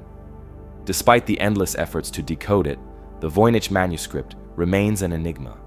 Every few years, someone claims to have cracked the code, only for their theories to fall apart under scrutiny. Some researchers have suggested that the book was meant to be unreadable, possibly as an experiment in linguistics or an elaborate ruse designed to confuse and intrigue scholars. Yet, the mystery endures. To this day, the manuscript sits in Yale University's Beinecke Rare Book and Manuscript Library, where it continues to puzzle historians, linguists, and cryptographers alike. Who wrote it? What does it say? And why does it exist? We may never know. But the Voynich manuscript remains one of the greatest literary puzzles in human history, an unsolved riddle written in a language lost to time. And while some texts may be indecipherable, others have simply been lost, hidden away, or deliberately destroyed, their secrets erased from history. One such example is the next mystery on our list, a legendary underground labyrinth in Egypt, described in ancient texts yet never found. The Voynich manuscript remains one of history's greatest enigmas, a book filled with knowledge that no one can understand. But while some texts are indecipherable, others are deliberately hidden, sealed away, untouched, and waiting to be discovered. Across history, there have been countless lost libraries, buried scrolls, and secret chambers that could hold the answers to ancient mysteries. and few sites have inspired more speculation than the final resting place of China's first emperor, the tomb of Qin Shi Huang. Deep beneath the earth, in the Shanxi province of China, lies a tomb that has remained sealed for over 2,000 years. It belongs to Qin Shi Huang, the first emperor of China, the ruler who unified the warring states into one empire and laid the foundations of the Great Wall. His reign was marked by ambition, power, and an obsession with immortality. Even in death, he sought to rule forever, constructing a vast underground mausoleum unlike anything the world had ever seen. The tomb, first uncovered in the 1970s, is part of an enormous necropolis spanning over 22 square miles. But despite decades of research and excavation, the central chamber, where Qin Shi Huang himself is believed to rest, remains completely sealed. Not because it can't be accessed, but because archaeologists fear what they might find inside. What makes the tomb of Qin Shi Huang so mysterious isn't just its size, but the warnings left behind by ancient historians. The most famous account comes from Sima Qian, a Han Dynasty historian writing a century after the emperor's death. According to his records, the burial chamber is an elaborate underground palace filled with treasures, rivers of flowing mercury, and traps designed to protect its secrets for eternity. Sima Qian wrote that the emperor's sarcophagus rests on an island surrounded by a vast model of his empire, with lakes and rivers recreated using liquid mercury. The ceiling of the tomb was said to be decorated like the night sky, with pearls representing the stars, while crossbows and other deadly mechanisms were set to fire at anyone who dared to disturb the emperor's eternal rest. For centuries, these accounts were dismissed as myths, but modern science has provided chilling evidence that Sima Qian's descriptions might have been accurate. Soil samples taken near the tomb have shown abnormally high levels of mercury, far beyond what should naturally occur in the area. This has led many to believe that the rivers of liquid mercury inside the tomb are real, making excavation extremely dangerous. If the chamber truly contains toxic pools of mercury, opening it could pose a serious threat to researchers. But the risks don't end there. Given the emperor's obsession with protection, archaeologists fear that hidden booby traps, designed to kill intruders, may still be active, just as Sima Qian described. Ancient Chinese engineers were known for their ingenuity, and there's no telling what lethal surprises may be lying in wait. The most famous part of the necropolis that has been excavated is the Terracotta Army, a breathtaking collection of over 8,000 life-sized clay soldiers, each one unique, guarding the emperor's tomb. Discovered by accident in 1974 by farmers digging a well, the Terracotta Army stunned the world. The soldiers were built to protect Qin Shi Huang in the afterlife, each carefully crafted with individual facial features, armor, and weapons. But while the warriors have been uncovered, the central tomb remains untouched, hidden beneath a massive mound of earth. The Chinese government has restricted any attempts to open the burial chamber, citing concerns over preserving the integrity of the site. Some believe this is simply a precaution, while others suspect that authorities know more than they are willing to reveal. Why hasn't the tomb been opened? Part of the reason is technology. Archaeologists want to ensure that when they do open the tomb, they can preserve everything inside. In the past, rushing into ancient sites has led to irreversible damage. When Tutankhamun's tomb was opened in the 1920s, exposure to air caused artifacts to deteriorate rapidly. With Qin Shi Huang's tomb, experts fear the same fate could befall its contents. Some suggest using remote sensing technology to map the interior before attempting entry, but so far, no method has provided a clear picture of what lies within. Others speculate that the Chinese government is deliberately delaying the excavation for reasons unknown. What if the tomb holds secrets that could change history? Some researchers believe the chamber could contain lost texts, ancient inventions, or even records that contradict what we know about early Chinese history. Others think the real reason the tomb hasn't been opened is because of superstition. According to legend, disturbing the emperor's rest will bring disaster. Stories of curses surrounding ancient tombs are common, and while they are often dismissed, the belief in such things still lingers. Could there be something inside the tomb that authorities fear unleashing? Or is it simply a matter of patience, waiting until we have the technology to explore it safely? For now, the tomb remains sealed, an unopened door to the past. It holds the potential to rewrite what we know about early China, about Qin Shi Huang, and about the lengths to which rulers would go to ensure their immortality. But until the day comes when it is finally explored, it will continue to be one of the greatest archaeological mysteries in history. From ancient tombs sealed with mystery to languages lost to time, history is filled with puzzles we may never fully solve. But while the tomb of Qin Shi Huang remains untouched beneath layers of earth and legend, other ancient wonders may have been swallowed by nature itself. Entire civilizations hidden beneath the ocean, waiting to be rediscovered. One such place, if the stories are true, lies deep in the heart of the Amazon, a lost city some call the Brazilian Atlantis. Legends of a lost civilization in the Amazon have persisted for centuries, long before European explorers ever set foot in South America.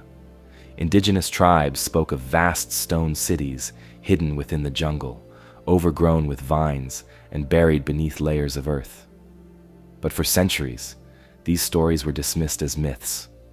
The Amazon was thought to be too hostile, too wild, to support any kind of advanced civilization.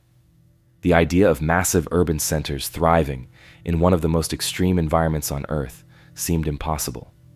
But recent discoveries suggest there may be truth to these ancient tales.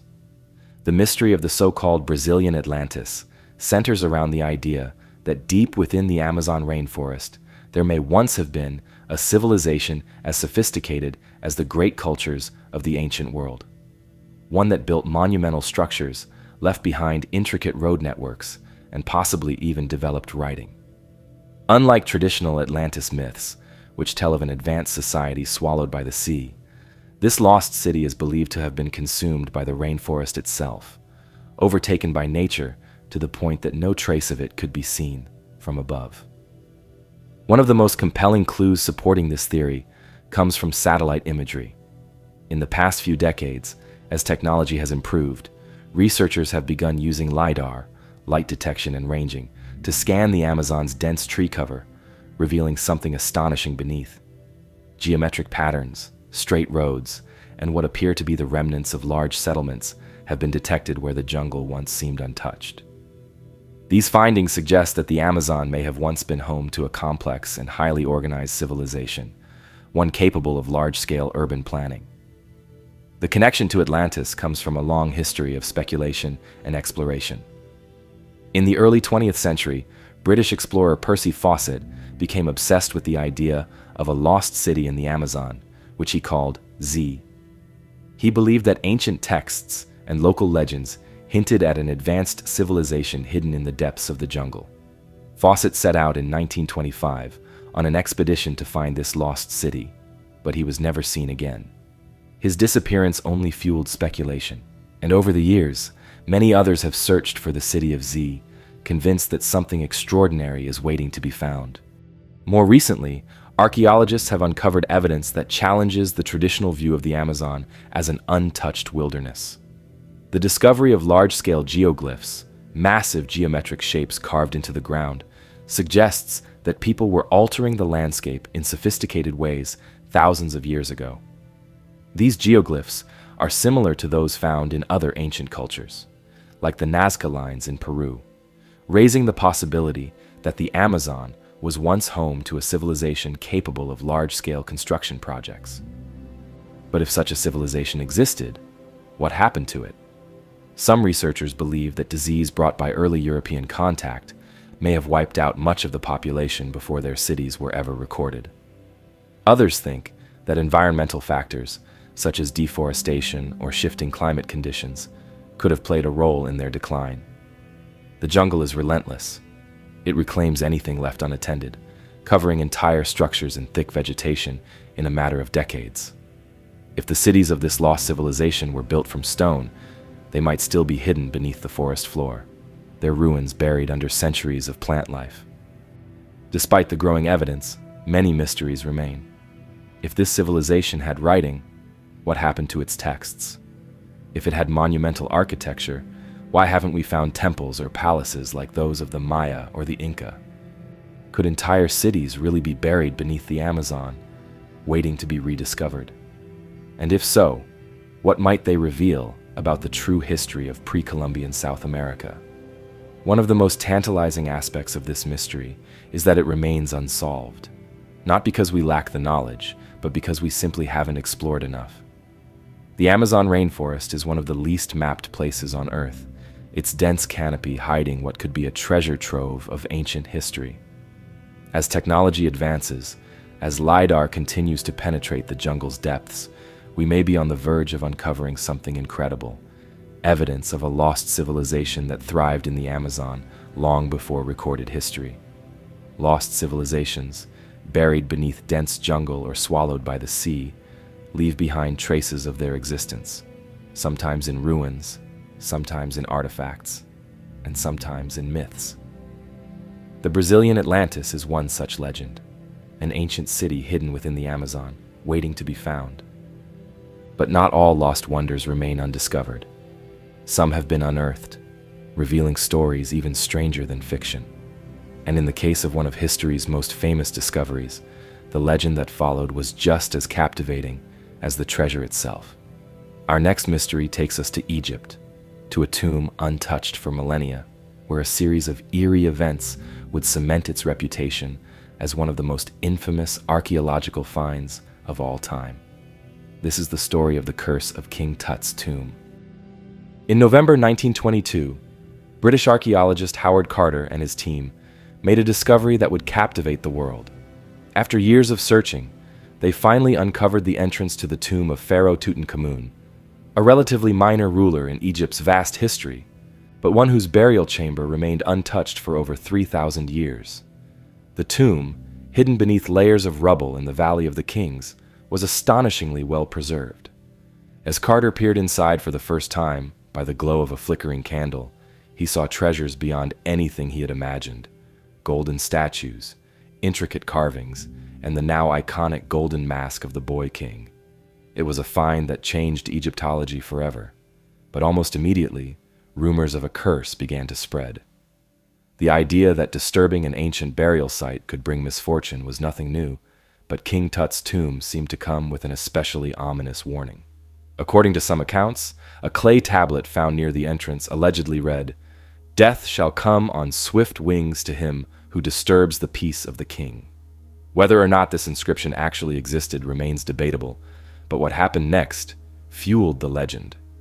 The first to fall victim to what would later be called the Curse of the Pharaohs was Lord Carnarvon, the wealthy English aristocrat who had funded Carter's expedition. Just months after the tomb was opened, Carnarvon suffered a mosquito bite that became infected. He developed a severe fever, and his condition rapidly deteriorated. He died in April 1923, just 6 months after King Tut's tomb was uncovered. His sudden and unexpected death sent shockwaves through the media, and whispers of the curse intensified. What made Carnarvon's death even more eerie were the strange coincidences reported at the time. When he passed away in a Cairo hotel room, it was said that all the lights in the city mysteriously went out at the exact moment of his death. At the same time, back in England, his beloved dog howled and dropped dead. The chilling details only strengthened the belief that the tomb was cursed. Over the years, more deaths and misfortunes were attributed to the curse. Arthur Mace, a key member of the excavation team, fell ill and died unexpectedly in 1928. Richard Bethel, Carter's personal secretary, was found dead in his London home under mysterious circumstances in 1929. His father, overcome with grief, took his own life soon after. Hugh Evelyn White, an Egyptologist who had visited the tomb, also died by suicide, leaving behind a note allegedly stating that he had succumbed to the curse. Even those indirectly connected to the tomb weren't spared. Sir Archibald Douglas Reed, the radiologist who X-rayed Tutankhamun's mummy, died shortly afterward. Howard Carter himself, the man responsible for the discovery, remained skeptical of the curse, dismissing it as media sensationalism. He lived for another 16 years after the excavation and died of lymphoma in 1939 at the age of 64. But even his death was seen by some as the final chapter in the curse's story. So, was there truly a supernatural force protecting the tomb, or was something else at play? One scientific explanation suggests that the tomb may have harbored ancient mold or bacteria that had lain dormant for thousands of years. When exposed to fresh air, these pathogens could have triggered fatal infections in those with weakened immune systems. The cramped, sealed-off environment of the tomb made it the perfect breeding ground for dangerous microorganisms. Some experts even believe that the tomb's walls may have contained toxic spores that could cause respiratory issues, potentially leading to the mysterious illnesses that struck so many of those involved in the excavation. Another theory is that the so-called curse was nothing more than a combination of bad luck and media hype. At the time of the tomb's discovery, the press was eager for sensational stories, and the idea of a pharaoh's curse was the perfect blend of history and horror. The deaths of those associated with the tomb, though tragic, were not statistically unusual for the time period. Many of the supposed victims were elderly or already in poor health, and their deaths could have been purely coincidental. But not everyone is convinced. The ancient Egyptians took their burial rituals seriously, often inscribing warnings in tombs to deter grave robbers. Some believe that while there may not have been a supernatural force at work, there could have been something more deliberate, poisonous substances or traps designed to kill intruders long after the tomb was sealed. Although no physical traps were found in King Tut's burial chamber, the possibility of chemical deterrence remains an intriguing theory. Regardless of whether the curse was real or just a product of fear and circumstance, the legend of King Tut's tomb has endured. The idea that some mysteries are best left undisturbed still lingers in the collective imagination, adding an eerie allure to one of history's greatest archaeological discoveries. And as we continue to unearth the secrets of the past, we're reminded that some questions may never have definitive answers. The past is filled with lost civilizations, forgotten cities, and ruins that defy explanation. Some were swallowed by the jungle, others buried beneath shifting sands. But every so often, something appears beneath the ocean, something that suggests entire chapters of human history may be missing. The story of Nanmadol, a massive city built on the waters of the Pacific, raises questions about how ancient civilizations constructed such monumental structures in remote locations. But it is not the only place where the sea has hidden its secrets. In the waters off the coast of Cuba, deep beneath the surface, lies something that may be even more astonishing. A vast, sunken city that some believe could be more than 10,000 years old. The discovery of what has been called the Cuban underwater city is one of the most controversial finds in recent decades. In 2001, a team of researchers working with a Canadian company, Advanced Digital Communications, was conducting sonar scans of the seabed off the coast of the Guanahatabibs Peninsula in western Cuba. Led by ocean engineer Paulina Zalitsky, the team was searching for evidence of Spanish shipwrecks when they found something they were not expecting. The sonar readings revealed a series of symmetrical structures arranged in geometric patterns, something that did not look natural. The formations appeared to be massive stone structures, resembling the layout of an ancient city, complete with pyramids, roads, and even what looked like buildings arranged in a grid-like fashion. More incredibly, the structures were located nearly 2,000 feet below the surface.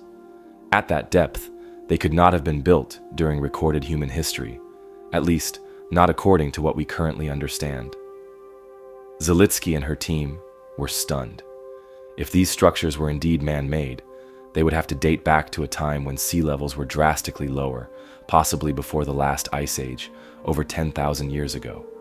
That would mean the site predates the pyramids of Egypt, Stonehenge, and even Göbekli Tepe, one of the oldest known temple complexes on Earth. If true, it would force a complete reevaluation of ancient history. But how could a city of such scale exist beneath the sea? Theories quickly emerged. Some researchers suggested it could be the remains of an ancient civilization that lived in the Caribbean before rising waters submerged their settlements. Others speculated that it could be connected to the lost civilization of Atlantis, though most archaeologists dismiss that idea as pseudoscience. The structures could also be the remnants of a land bridge that once connected Cuba to Mexico's Yucatan Peninsula, which would suggest an entirely different history of migration and settlement in the Americas. With such a potentially groundbreaking discovery, many expected follow-up research and exploration. But strangely, after the initial announcement, little progress was made in confirming what the sonar scans had revealed. A few years later, a remote-operated vehicle, ROV, was sent down to capture images of the site. The footage showed what looked like large, cut stone blocks stacked on top of each other, eerily resembling ruins. Yet without physical samples or further analysis, no definitive conclusion could be drawn. One reason for the lack of follow-up studies is the difficulty of exploring the site. At a depth of nearly 2,000 feet, diving is impossible without highly specialized submersibles, which require significant funding and logistical coordination. Unlike shallower sites, where divers can excavate ruins firsthand, anything at this depth must be studied remotely, making it harder to analyze the structures and determine their origin. Skeptics argue that the formations could be natural geological structures rather than human-made ruins. Some geologists have suggested that the city might be the result of seismic activity, where natural rock formations were fractured in a way that makes them appear artificial. Others believe that the sonar images were simply misinterpreted, creating the illusion of buildings where none exist. However, the geometric patterns and apparent alignment of the structures make this explanation less convincing to those who have seen the original scans. Adding to the mystery is the lack of access to more detailed research. After the initial discovery, information about the site became scarce, leading to speculation that political tensions between Cuba and the United States may have interfered with further exploration. Some believe that if the discovery were confirmed, it could rewrite human history in a way that challenges established narratives, making it a politically sensitive topic. But despite the lack of definitive answers, the idea of an ancient city submerged beneath the Caribbean continues to captivate the imagination. If further exploration ever takes place, it could provide evidence of a lost civilization, hidden for thousands of years beneath the waves. The ocean has a way of hiding history, preserving secrets beneath its depths for thousands of years. The discovery of the so-called Cuban underwater city raised profound questions about what ancient civilizations may have been lost to time. But it was not the only enigma to challenge our understanding of the past. Some mysteries are buried beneath the sea, others beneath the sands, and some in the very languages left behind by those who once ruled the world. One of the strangest and most perplexing linguistic mysteries comes from a remote island in the Pacific Ocean, Easter Island. Known for its iconic Moai statues, this isolated land holds another enigma that has baffled historians, linguists, and archaeologists for centuries. Scattered across the island are wooden tablets etched with symbols unlike any other written language. These inscriptions, known as the Rongo script, have never been deciphered, leaving scholars with more questions than answers. Easter Island, or Rapa Nui as the locals call it, is one of the most isolated inhabited places on Earth. Lying over 2,000 miles from the nearest landmass, the island was home to a once thriving civilization that built the massive stone heads that have become its global symbol. But while much attention has been given to the Moai, the Rongo script is a mystery just as profound, one that could potentially unlock the lost history of the island's early inhabitants. The first recorded mention of Rongo comes from the 19th century, when Catholic missionaries arrived on the island and noticed the strange markings carved into pieces of wood. The islanders, however, were unable to read the symbols, claiming that knowledge of the script had been lost generations ago. Some elders spoke of a time when only a select group of wise men, known as the Tangata Rongo, were able to read and recite the sacred texts. But with the collapse of Rapa Nui society due to famine, warfare, and the arrival of European explorers, the knowledge of how to read Rongo had disappeared forever. What makes Rongo so baffling is that, if it is indeed a form of writing, it would be one of the very few independent writing systems in human history. Most known scripts, from Egyptian hieroglyphs to the Latin alphabet, evolved from earlier forms of writing. But Easter Island was so isolated that if Rongo Rongo is a true script, it would mean that the Rapa Nui people developed writing completely on their own, separate from any outside influence, a feat accomplished by only a handful of civilizations. Linguists have spent decades trying to decipher the inscriptions, but progress has been slow. The symbols are arranged in a unique pattern called reverse baustrophodon, meaning the direction of writing alternates with each line. One line is written left to right, then the next is carved upside down and read from right to left. This unusual style makes deciphering the script even more difficult, as it suggests a sophisticated writing system with strict formatting rules. Theories about the meaning of the script vary widely. Some researchers believe Rongo Rongo could be a form of proto-writing, symbols that represent concepts rather than a full written language. Others suggest that it records genealogies, religious chants, or historical events from the island's past. There are even those who speculate that the script encodes lost knowledge about the civilization's downfall, hinting at a warning for future generations.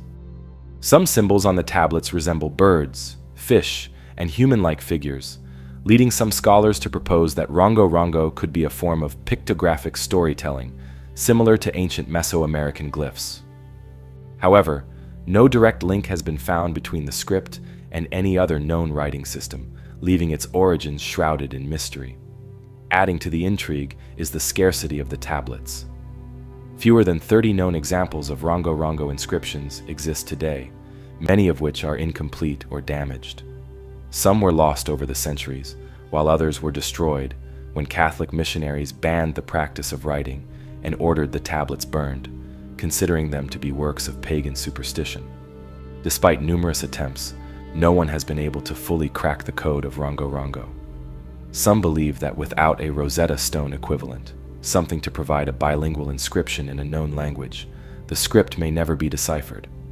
Others argue that the knowledge may not be entirely lost, and that oral traditions or surviving fragments could still hold the key to unlocking its meaning.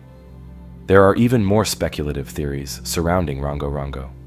Some researchers suggest that the script might be far older than previously thought, potentially dating back thousands of years, and representing knowledge passed down from an earlier, lost civilization. Others have linked it to global prehistory, theorizing that Rapa Nui's inhabitants may have had connections with other ancient cultures, sharing information and scripts across vast distances of ocean. While these theories remain unproven, the existence of Rongo Rongo continues to challenge our understanding of ancient civilizations and their capabilities.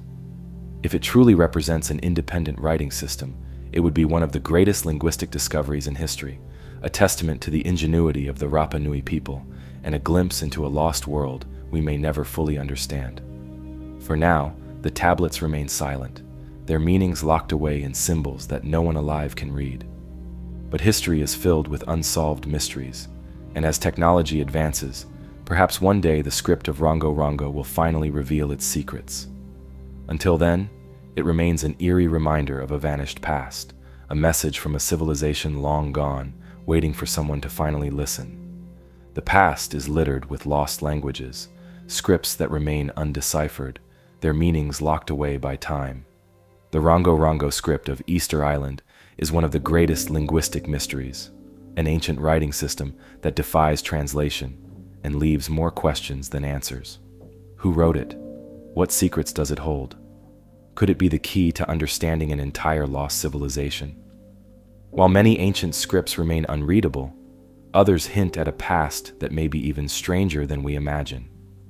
Because sometimes, history doesn't just leave behind cryptic symbols, it leaves behind evidence of people that shouldn't have existed.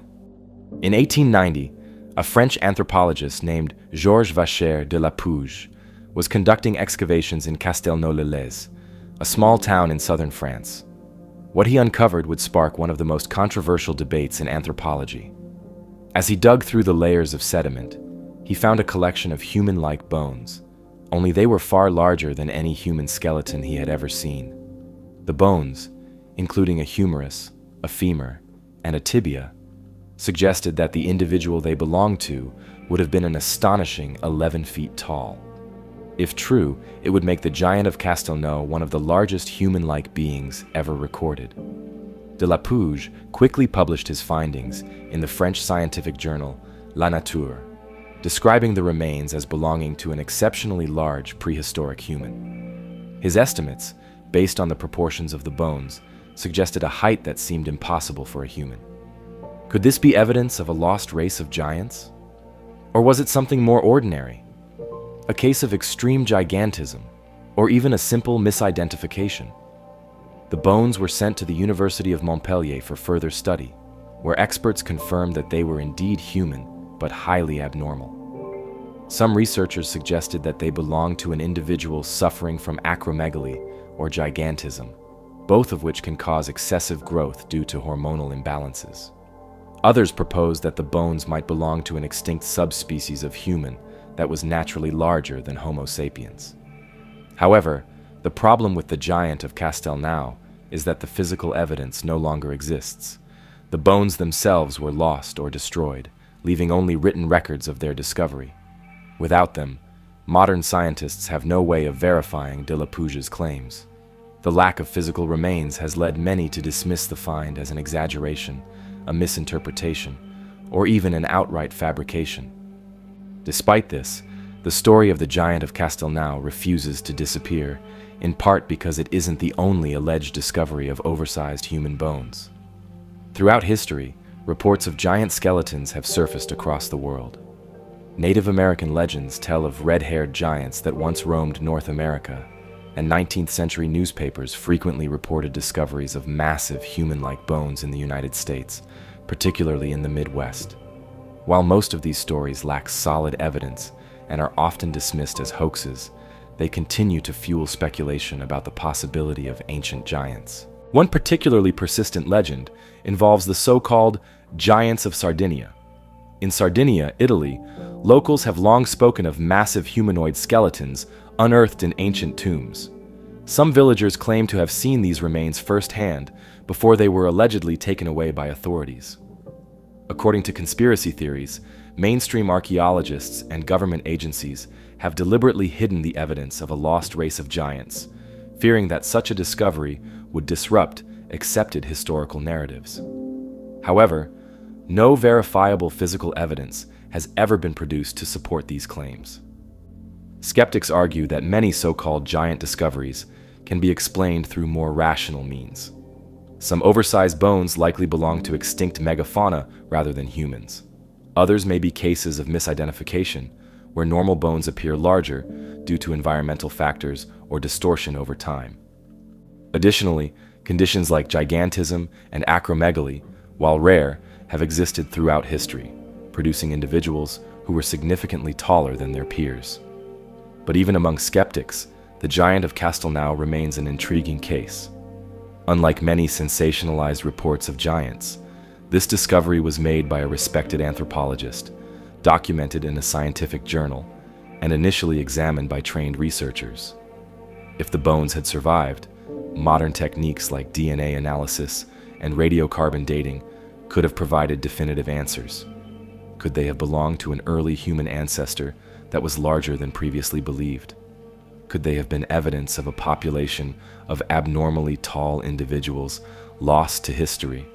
The past is filled with anomalies, artifacts that defy conventional explanations, discoveries that raise more questions than answers. The giant of Castelnau is just one of many examples where history seems to present something that doesn't quite fit.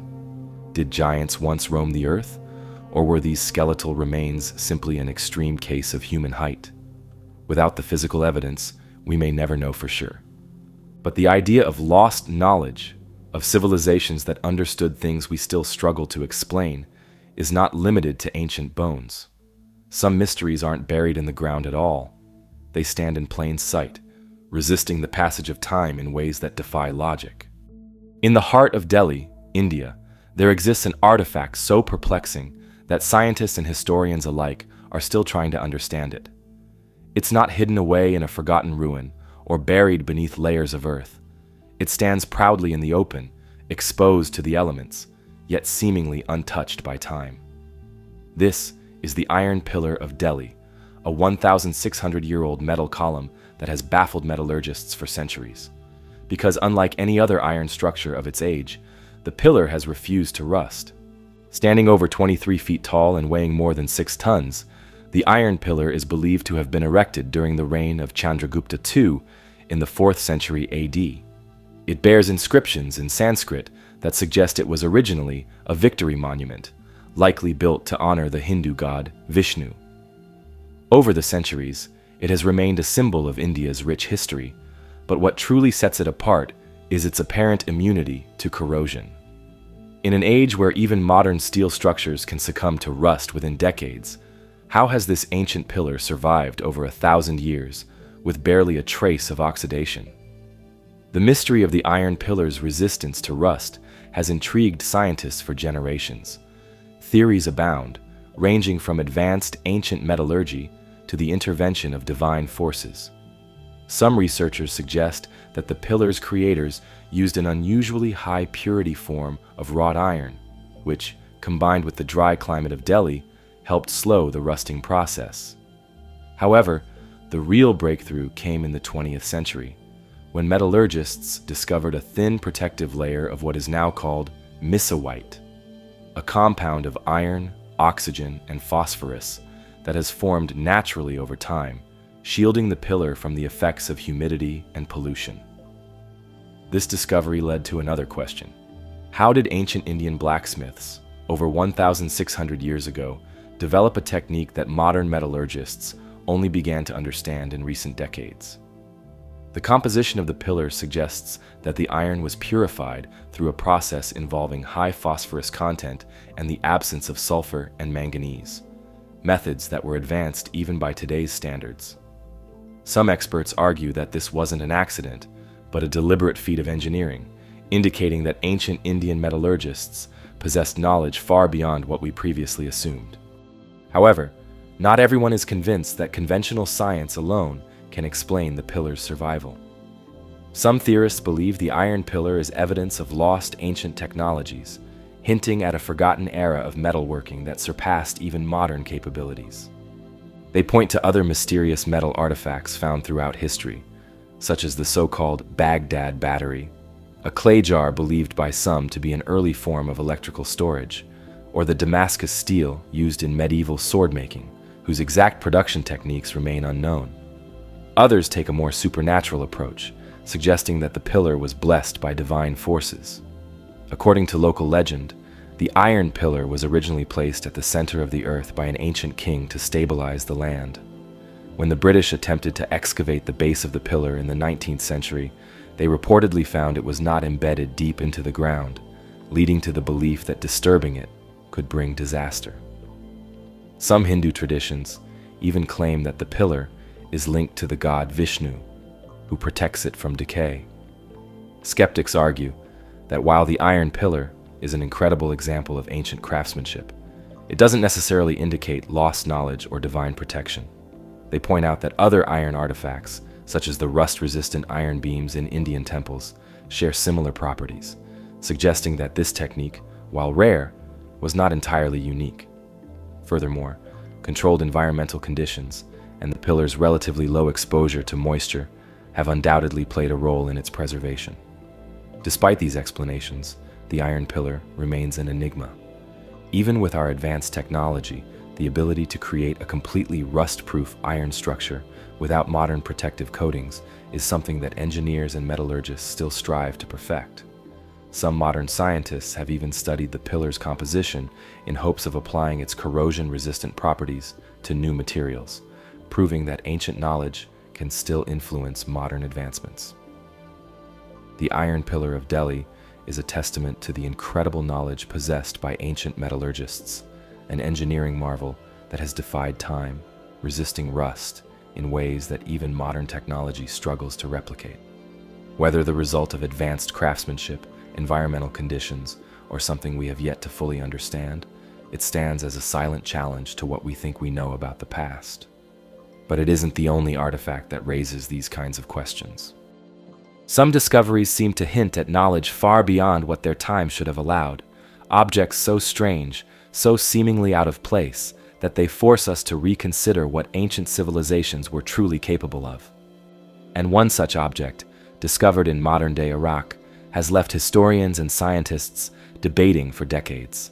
It's known as the Baghdad Battery, an artifact so puzzling that it has sparked theories ranging from forgotten ancient technology to extraterrestrial influence. At its core, the mystery is simple. Could people living over 2,000 years ago have created a working electrical device? And if so, what exactly were they using it for?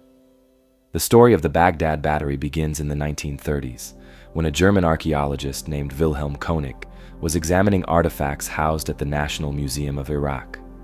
Among the collection was a small, unassuming clay jar, about 5 inches tall, with a copper cylinder inside and an iron rod running through its center.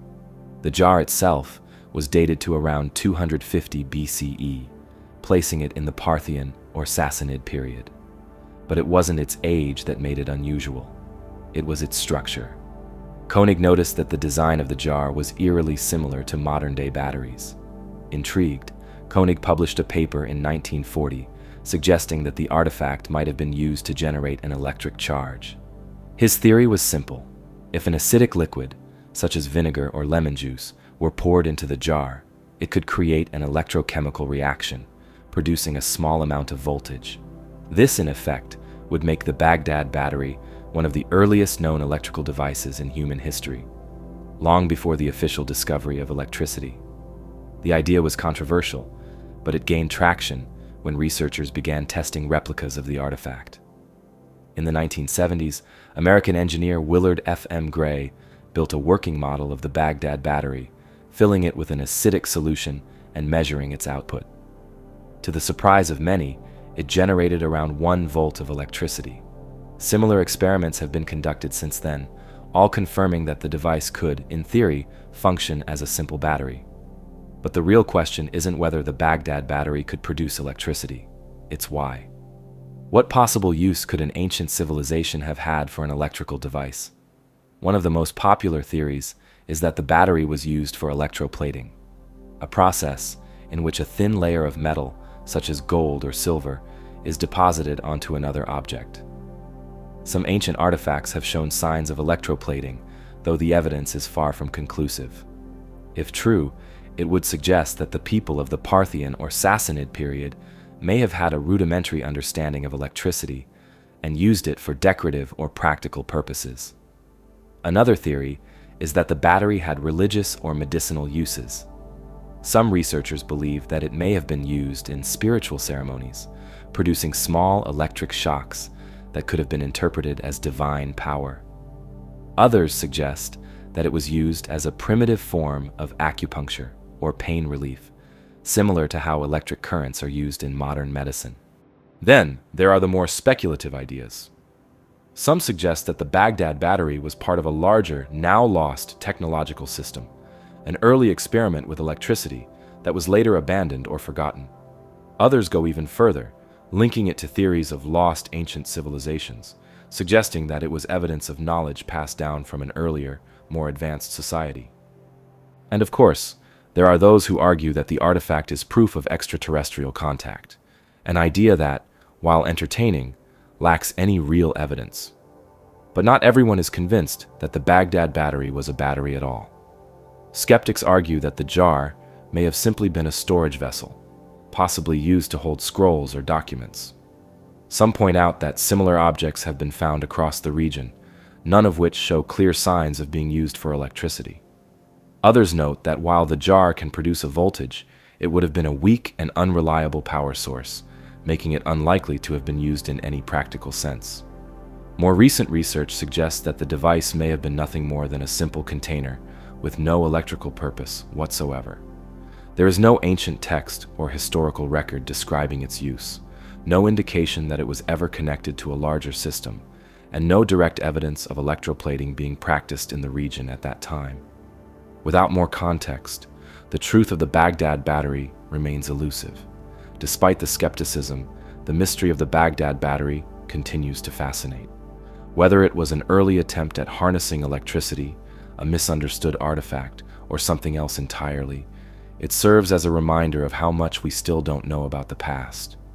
History is full of anomalies, objects that don't seem to belong, technologies that appear before their time. The Baghdad Battery may not be proof of an ancient civilization harnessing electricity, but it does force us to consider a larger question. How much knowledge has been lost to time? How many discoveries, once known, have been forgotten?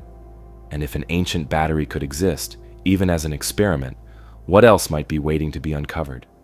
The Baghdad Battery remains one of the most intriguing discoveries from the ancient world, an object that, if interpreted correctly, could suggest that ancient civilizations possessed knowledge of electricity thousands of years before it was officially harnessed. While skeptics argue that its purpose may have been far more mundane, the fact remains that history is full of anomalies, artifacts and structures that don't fit neatly into our established timelines. Some seem to hint at lost knowledge, technologies that have vanished, or messages encoded in ways we still struggle to comprehend. One such mystery isn't an ancient device or lost technology, but rather a simple inscription, 10 letters carved into stone at an English manor house, a cryptic message that has resisted all attempts at decryption for nearly 300 years. Unlike the Baghdad Battery, which at least has some plausible theories regarding its function, this sequence of letters has no known explanation. No documents exist detailing why it was created, who designed it, or what it was meant to convey. Yet for centuries, some of the brightest minds, including World War II codebreakers, have attempted to crack its meaning, all without success. This is the story of the Shugborough inscription, an unsolved riddle hidden in plain sight. Shugborough Hall, located in Staffordshire, England, is a grand estate dating back to the 17th century. Originally home to the Anson family, it boasts sprawling gardens, classical architecture, and ornate sculptures. But among these historical features, one in particular has drawn worldwide curiosity: the Shepherd's Monument. Built sometime between 1748 and 1763, the monument features a carved relief of the famous painting, The Shepherds of Arcadia, by Nicolas Poussin. The artwork depicts a group of shepherds gathered around a stone tomb, pointing to the phrase "Et in Arcadia ego," often interpreted to mean, "Even in Arcadia, I exist," a poetic nod to the inevitability of death. Yet beneath the relief, something unusual is carved into the stone. A seemingly random string of 10 letters, DOUOSVAVVM. For nearly 3 centuries, no one has been able to definitively determine what these letters mean. There are no records explaining why they were placed there, no indication of who inscribed them, and no clear link to any historical event. Despite its relatively recent creation compared to other ancient mysteries, the inscription has resisted all modern attempts at decryption. Theories have ranged from the plausible to the fantastical, each one adding to the monument's eerie allure. One of the most enduring theories is that the inscription is linked to the Knights Templar, the medieval military order often associated with secret knowledge and lost treasures. Some believe the letters encode a message revealing the location of the Holy Grail, the legendary cup said to have been used at the Last Supper. This theory is fueled by the connection to Poussin's painting. Some researchers claim Poussin himself embedded hidden messages into his work, possibly tying it to the Templars. If true, the Shugborough inscription could be a clue left behind for those with the knowledge to decode it. Another possibility is that the inscription is a personal dedication. Some historians suggest it may be a coded tribute from Admiral George Anson, a member of the Shugborough estate's family and a famed British explorer. Some interpretations propose that the letters stand for an anagram or a Latin phrase, possibly one related to the Anson family's personal beliefs or achievements. However, no definitive translation has been agreed upon. Linguists have also suggested that the letters could be a religious phrase in Latin, such as "Orator ut omnes serventur," meaning "pray that all may be saved." But this interpretation, like others, is purely speculative, as no historical records link the Anson family to such a statement. One of the more intriguing aspects of the Shugborough inscription is the fact that it has defied the efforts of some of the most skilled codebreakers in history. It is rumored that during World War II, British codebreakers at Bletchley Park, the same minds responsible for deciphering the Nazi Enigma code, attempted to solve the mystery, but found no clear answer. Even in the modern era, cryptologists and amateur codebreakers have analyzed the sequence using various cipher techniques, but no universally accepted solution has emerged. Some skeptics argue that the inscription may not be a cipher at all. It could have been a decorative element, meant to appear mysterious, without actually encoding anything meaningful. However, if that were the case, why would no documentation exist explaining its intent? Why would someone inscribe 10 letters onto a highly detailed monument without leaving any record of their significance? The lack of any clear explanation is precisely what keeps the mystery alive. One of the most bizarre theories suggests that the letters represent an early form of steganography, a method of hiding messages within text or images. Some believe that the inscription could be a key to unlocking a larger code hidden elsewhere on the estate, or even within other historical documents. Despite centuries of speculation, no single theory has been universally accepted. The Shugborough inscription remains one of the most enduring unsolved codes in history. Unlike ancient scripts or undeciphered languages that may require extensive historical context, this is a puzzle that should, in theory, be solvable. And yet, it has resisted every attempt to unravel it. What makes the mystery so compelling is not just the inscription itself, but the eerie possibility that its meaning may be lost forever. Without any contemporary records explaining why it was created, its true purpose may never be known. Some believe the answer is still out there, waiting for the right mind to crack the code. Others fear that, like many historical enigmas, the truth may have died with the person who carved it. The Shugborough inscription remains a haunting enigma, a string of letters carved in stone that defies explanation. Unlike many ancient mysteries, it isn't hidden in the depths of a jungle or buried beneath ruins. It's right there, in plain sight, taunting those who try to decipher its meaning.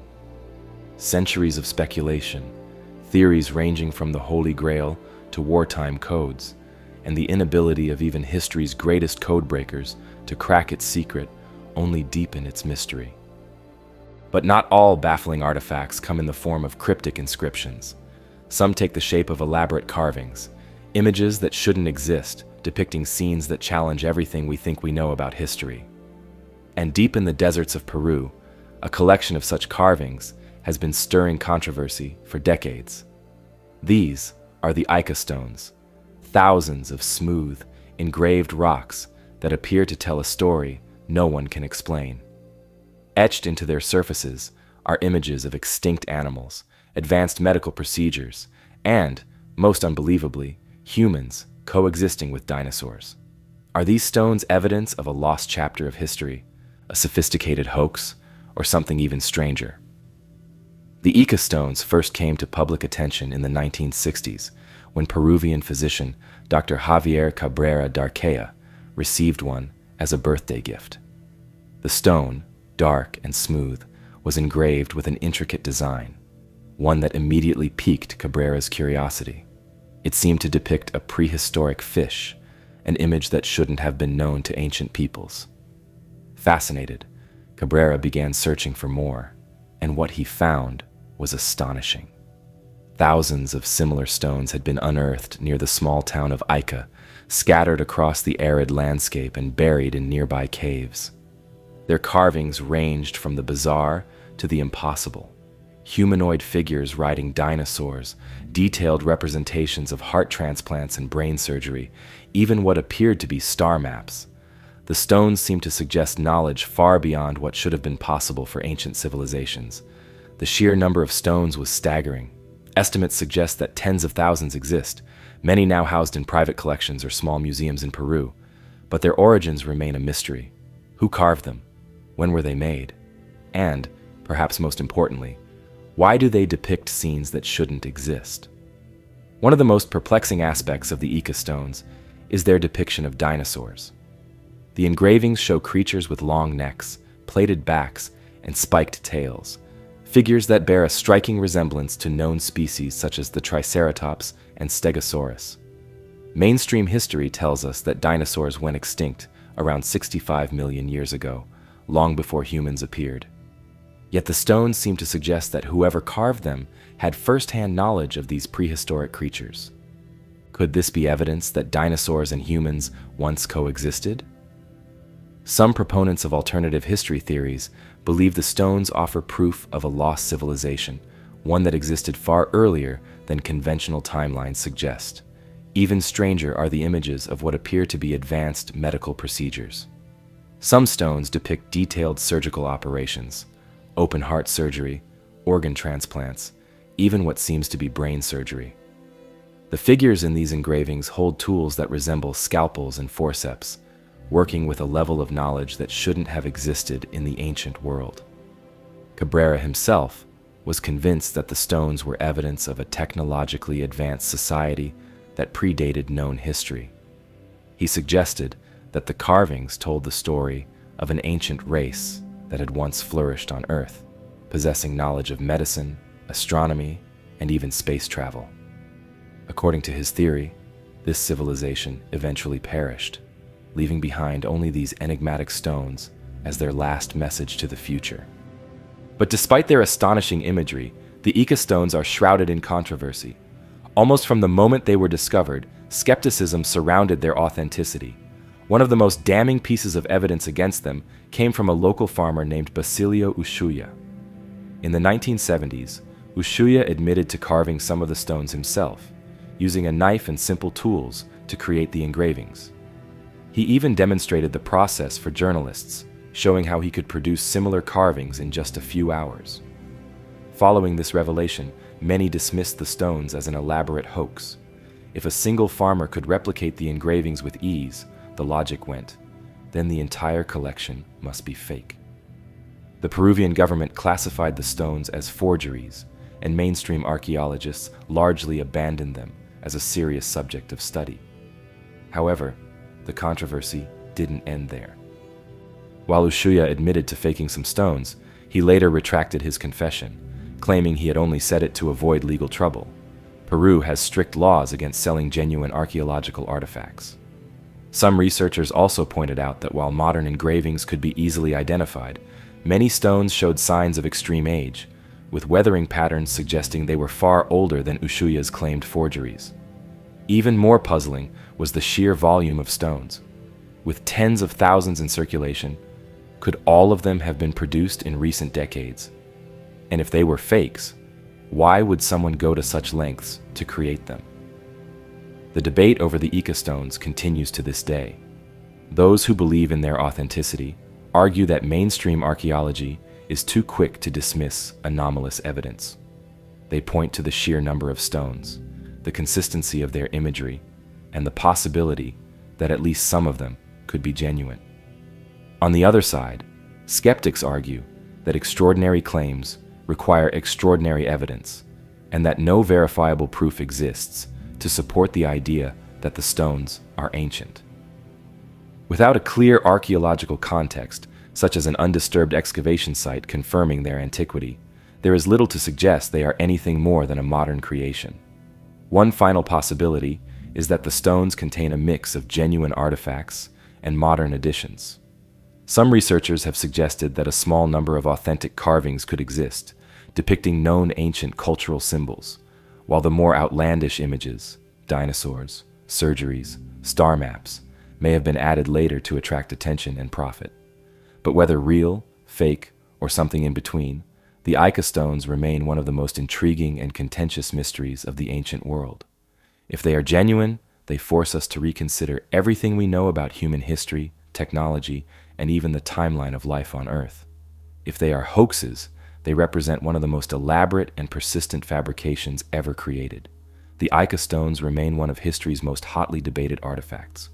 Whether they hold the truth about a lost civilization or are simply an elaborate hoax, their mystery persists.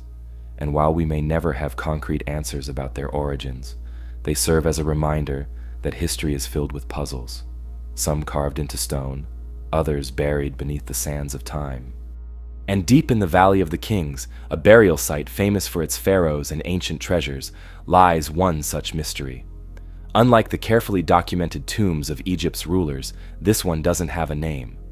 No one knows who he was, why he was buried so strangely, or what crime, if any, he committed to deserve such an unsettling fate.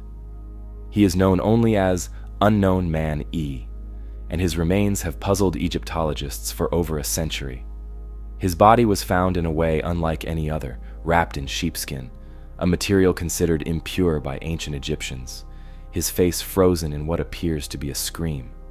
Was he a disgraced prince, a traitor, or someone erased from history for reasons unknown? The discovery of Unknown Man E dates back to 1886, when Egyptologist Gaston Maspero and his team were excavating a cache of royal mummies in Deir el-Bahari. Unlike other burial sites filled with treasures and elaborate inscriptions, this chamber was different. It contained a collection of hastily reburied mummies, hidden away to protect them from tomb raiders. Some of the bodies belonged to pharaohs, high priests, and members of the elite, relocated centuries after their deaths in an attempt to safeguard their remains. But among them, one body stood out. While the others were wrapped in fine linen and carefully preserved, this mummy was different. It was wrapped in a rough, crude sheepskin, something that would have been seen as a grave insult in ancient Egypt. The body itself had not been properly embalmed. Instead of the usual process of removing organs, drying the body, and wrapping it carefully in linen, Unknown Man E's corpse had been left to decompose before being hastily wrapped and sealed in his coffin. And then there was the face, his head tilted back, mouth gaping open, as if he had died in agony. Unlike the serene expressions of other mummies, his features were frozen in what looked like a scream. For over a century, scholars have debated who he was and why he was buried in such an unusual manner. Some believe he was a royal traitor, punished even in death by being denied a proper burial. Others suggest he may have been poisoned or executed, his body left untreated as an additional disgrace. One of the most popular theories is that Unknown Man E was none other than Prince Pentawere, a son of Pharaoh Ramses III, who was implicated in an assassination plot against his own father. According to ancient records, Pentawere was involved in what became known as the Harem Conspiracy, a plot orchestrated by one of Ramses III's wives to place her son on the throne. When the conspiracy was uncovered, those involved were sentenced to death. However, Pentaware's punishment was unusual. Some sources suggest he was forced to take his own life rather than be executed. This aligns with the strange state of Unknown Man E's remains, his unembalmed body, his disgraceful burial, and his final expression, which some believe could indicate poisoning or strangulation. In 2012, DNA testing added weight to this theory. Scientists compared the genetic material of Unknown Man E with that of Ramses III and found that they were directly related. The results suggest that the mysterious mummy was indeed the son of the murdered pharaoh, strengthening the idea that this was Prince Pentawere, punished for his betrayal and denied the afterlife. But not everyone is convinced. Other experts argue that the sheepskin wrapping and lack of embalming don't necessarily indicate disgrace. Rather, they could point to foreign origins. In ancient Egyptian culture, foreigners were often buried differently from native Egyptians, with different burial practices and fewer elaborate rituals.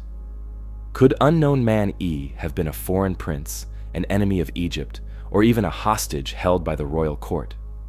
Some evidence suggests that foreign dignitaries and prisoners were sometimes buried in ways that differed from traditional Egyptian customs. If he was an outsider, it would explain why his burial was so different from the others found in the tomb.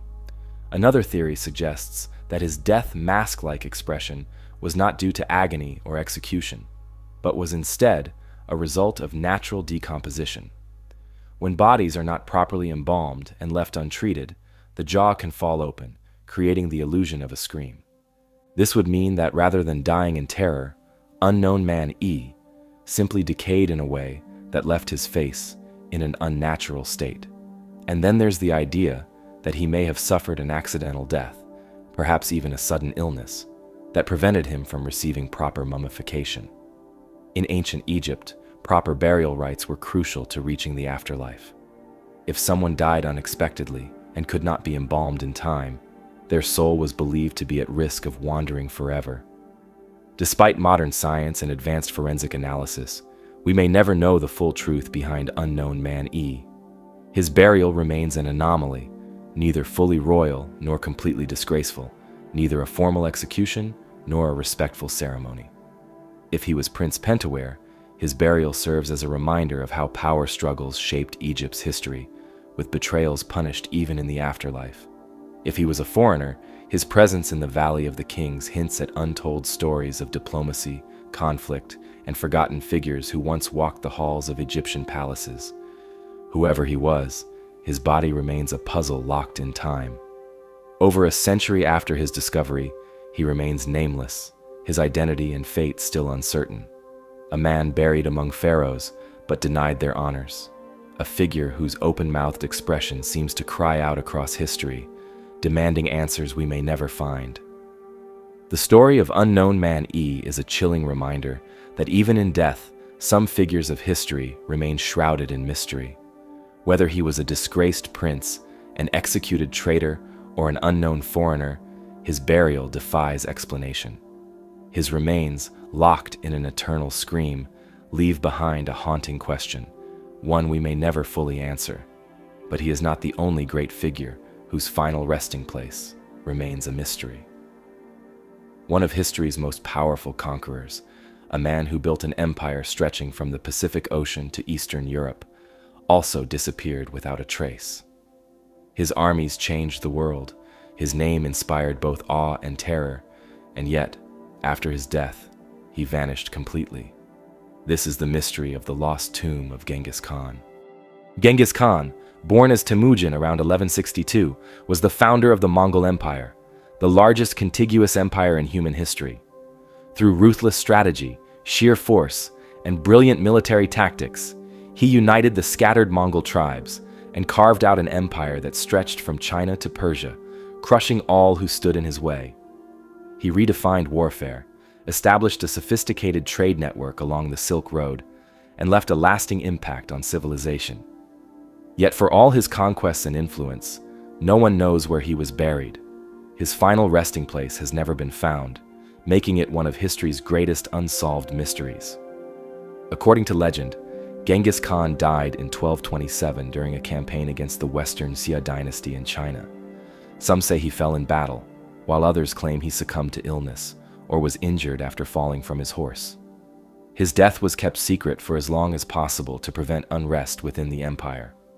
But what happened to his body remains an enigma. Mongol tradition dictated that their leader be buried in a hidden location, untouched and undisturbed. According to historical accounts, those who transported his body were ordered to kill anyone they encountered along the way to ensure the secrecy of his burial. Some versions of the story claim that once the grave was dug, the soldiers who carried out the burial were also executed, ensuring that no one could reveal the location. To further protect the tomb, it's said that a river was diverted over the site to erase all traces of its existence. Another legend claims that an army of 1,000 horses trampled the ground flat so that no signs of digging remained. Some even believe that trees were planted to conceal the burial site entirely, ensuring that no one, friend or foe, would ever disturb Genghis Khan's rest. For centuries, historians and treasure hunters alike have searched for the tomb, believing it could hold unimaginable riches, artifacts from his conquests, and insight into one of history's most enigmatic rulers. Yet despite extensive efforts, no trace of his burial has ever been found. Numerous theories exist about the possible location of Genghis Khan's tomb. The most widely accepted belief is that he was buried somewhere in the Khenti Mountains of modern-day Mongolia, a region he considered sacred. This area, known as Ik Korig, or the Great Taboo, was closed off to outsiders for centuries. Guarded by a special Mongol elite known as the Darkhad, it remained untouched, with anyone attempting to enter facing execution. Some believe that the tomb lies beneath Burkhan Khaldun, the mountain where Genghis Khan was said to have sought refuge in his youth. The Mongols considered the mountain sacred, and Khan himself declared that it should be forever protected. But to this day, no evidence of a tomb has been discovered there. Another theory suggests that his remains were transported to a more remote location, far from Mongolia, possibly in China. Some believe that his followers may have taken him to the Ordos region, where a later shrine was built in his honor. However, this site is believed to be more of a memorial than an actual burial place. There are even theories that the tomb could be hidden beneath a body of water, buried deep in the sand dunes, or concealed in an underground chamber that has yet to be detected. The lack of definitive historical records has only fueled speculation, making the search more difficult with each passing century. In modern times, several archaeological projects have attempted to locate the tomb using satellite imagery, ground-penetrating radar, and historical records. The most ambitious of these efforts came in the early 2000s, when teams of researchers and Mongolian scholars collaborated to scan the Khenti Mountains for signs of an ancient burial site. Despite significant advancements in technology, no clear evidence of the tomb has been found. One of the major obstacles in this search is Mongolia's strict cultural respect for the Khan's final wishes. Many Mongolians believe that Genghis Khan's tomb should remain undisturbed, as per his command. Excavating such a site, if it exists, would be seen as a violation of sacred tradition. This belief has led to a reluctance to conduct large-scale digs, despite interest from international archaeologists. Adding to the mystery, some accounts claim that the tomb was looted or destroyed long ago. If true, this could mean that even if the burial site is found, its treasures and historical artifacts may be long gone. Others argue that the tomb remains intact, hidden beneath layers of history, waiting for the right moment to be uncovered. The lost tomb of Genghis Khan remains one of the greatest archaeological mysteries of all time. Unlike other rulers whose resting places are marked with grand monuments and elaborate tombs, Khan's was deliberately erased, hidden from sight and protected by both natural and human forces. For historians, finding his tomb would be one of the most significant discoveries in modern history, potentially revealing details about his life, his death, and the empire he built. But for the Mongolian people, its secrecy is part of his legacy, proof that even in death, the great Khan remains untouchable. Whether it lies beneath a mountain, deep within an uncharted valley, or somewhere else entirely, Genghis Khan's final resting place remains one of history's most elusive secrets. And perhaps, as some believe, it is meant to stay that way. The past is filled with mysteries, some buried beneath the earth, some lost beneath the waves, and others hidden in plain sight, waiting to be uncovered. The stories we've explored today are just a glimpse into the strange, the unexplained, and the forgotten pieces of history that continue to baffle experts and spark endless debate. But the deeper we dig, the more questions we find. If you enjoyed this dive into the unknown, make sure to subscribe and check out our other videos for more mysteries waiting to be explored. Thanks for watching, and as always, until next time, stay safe.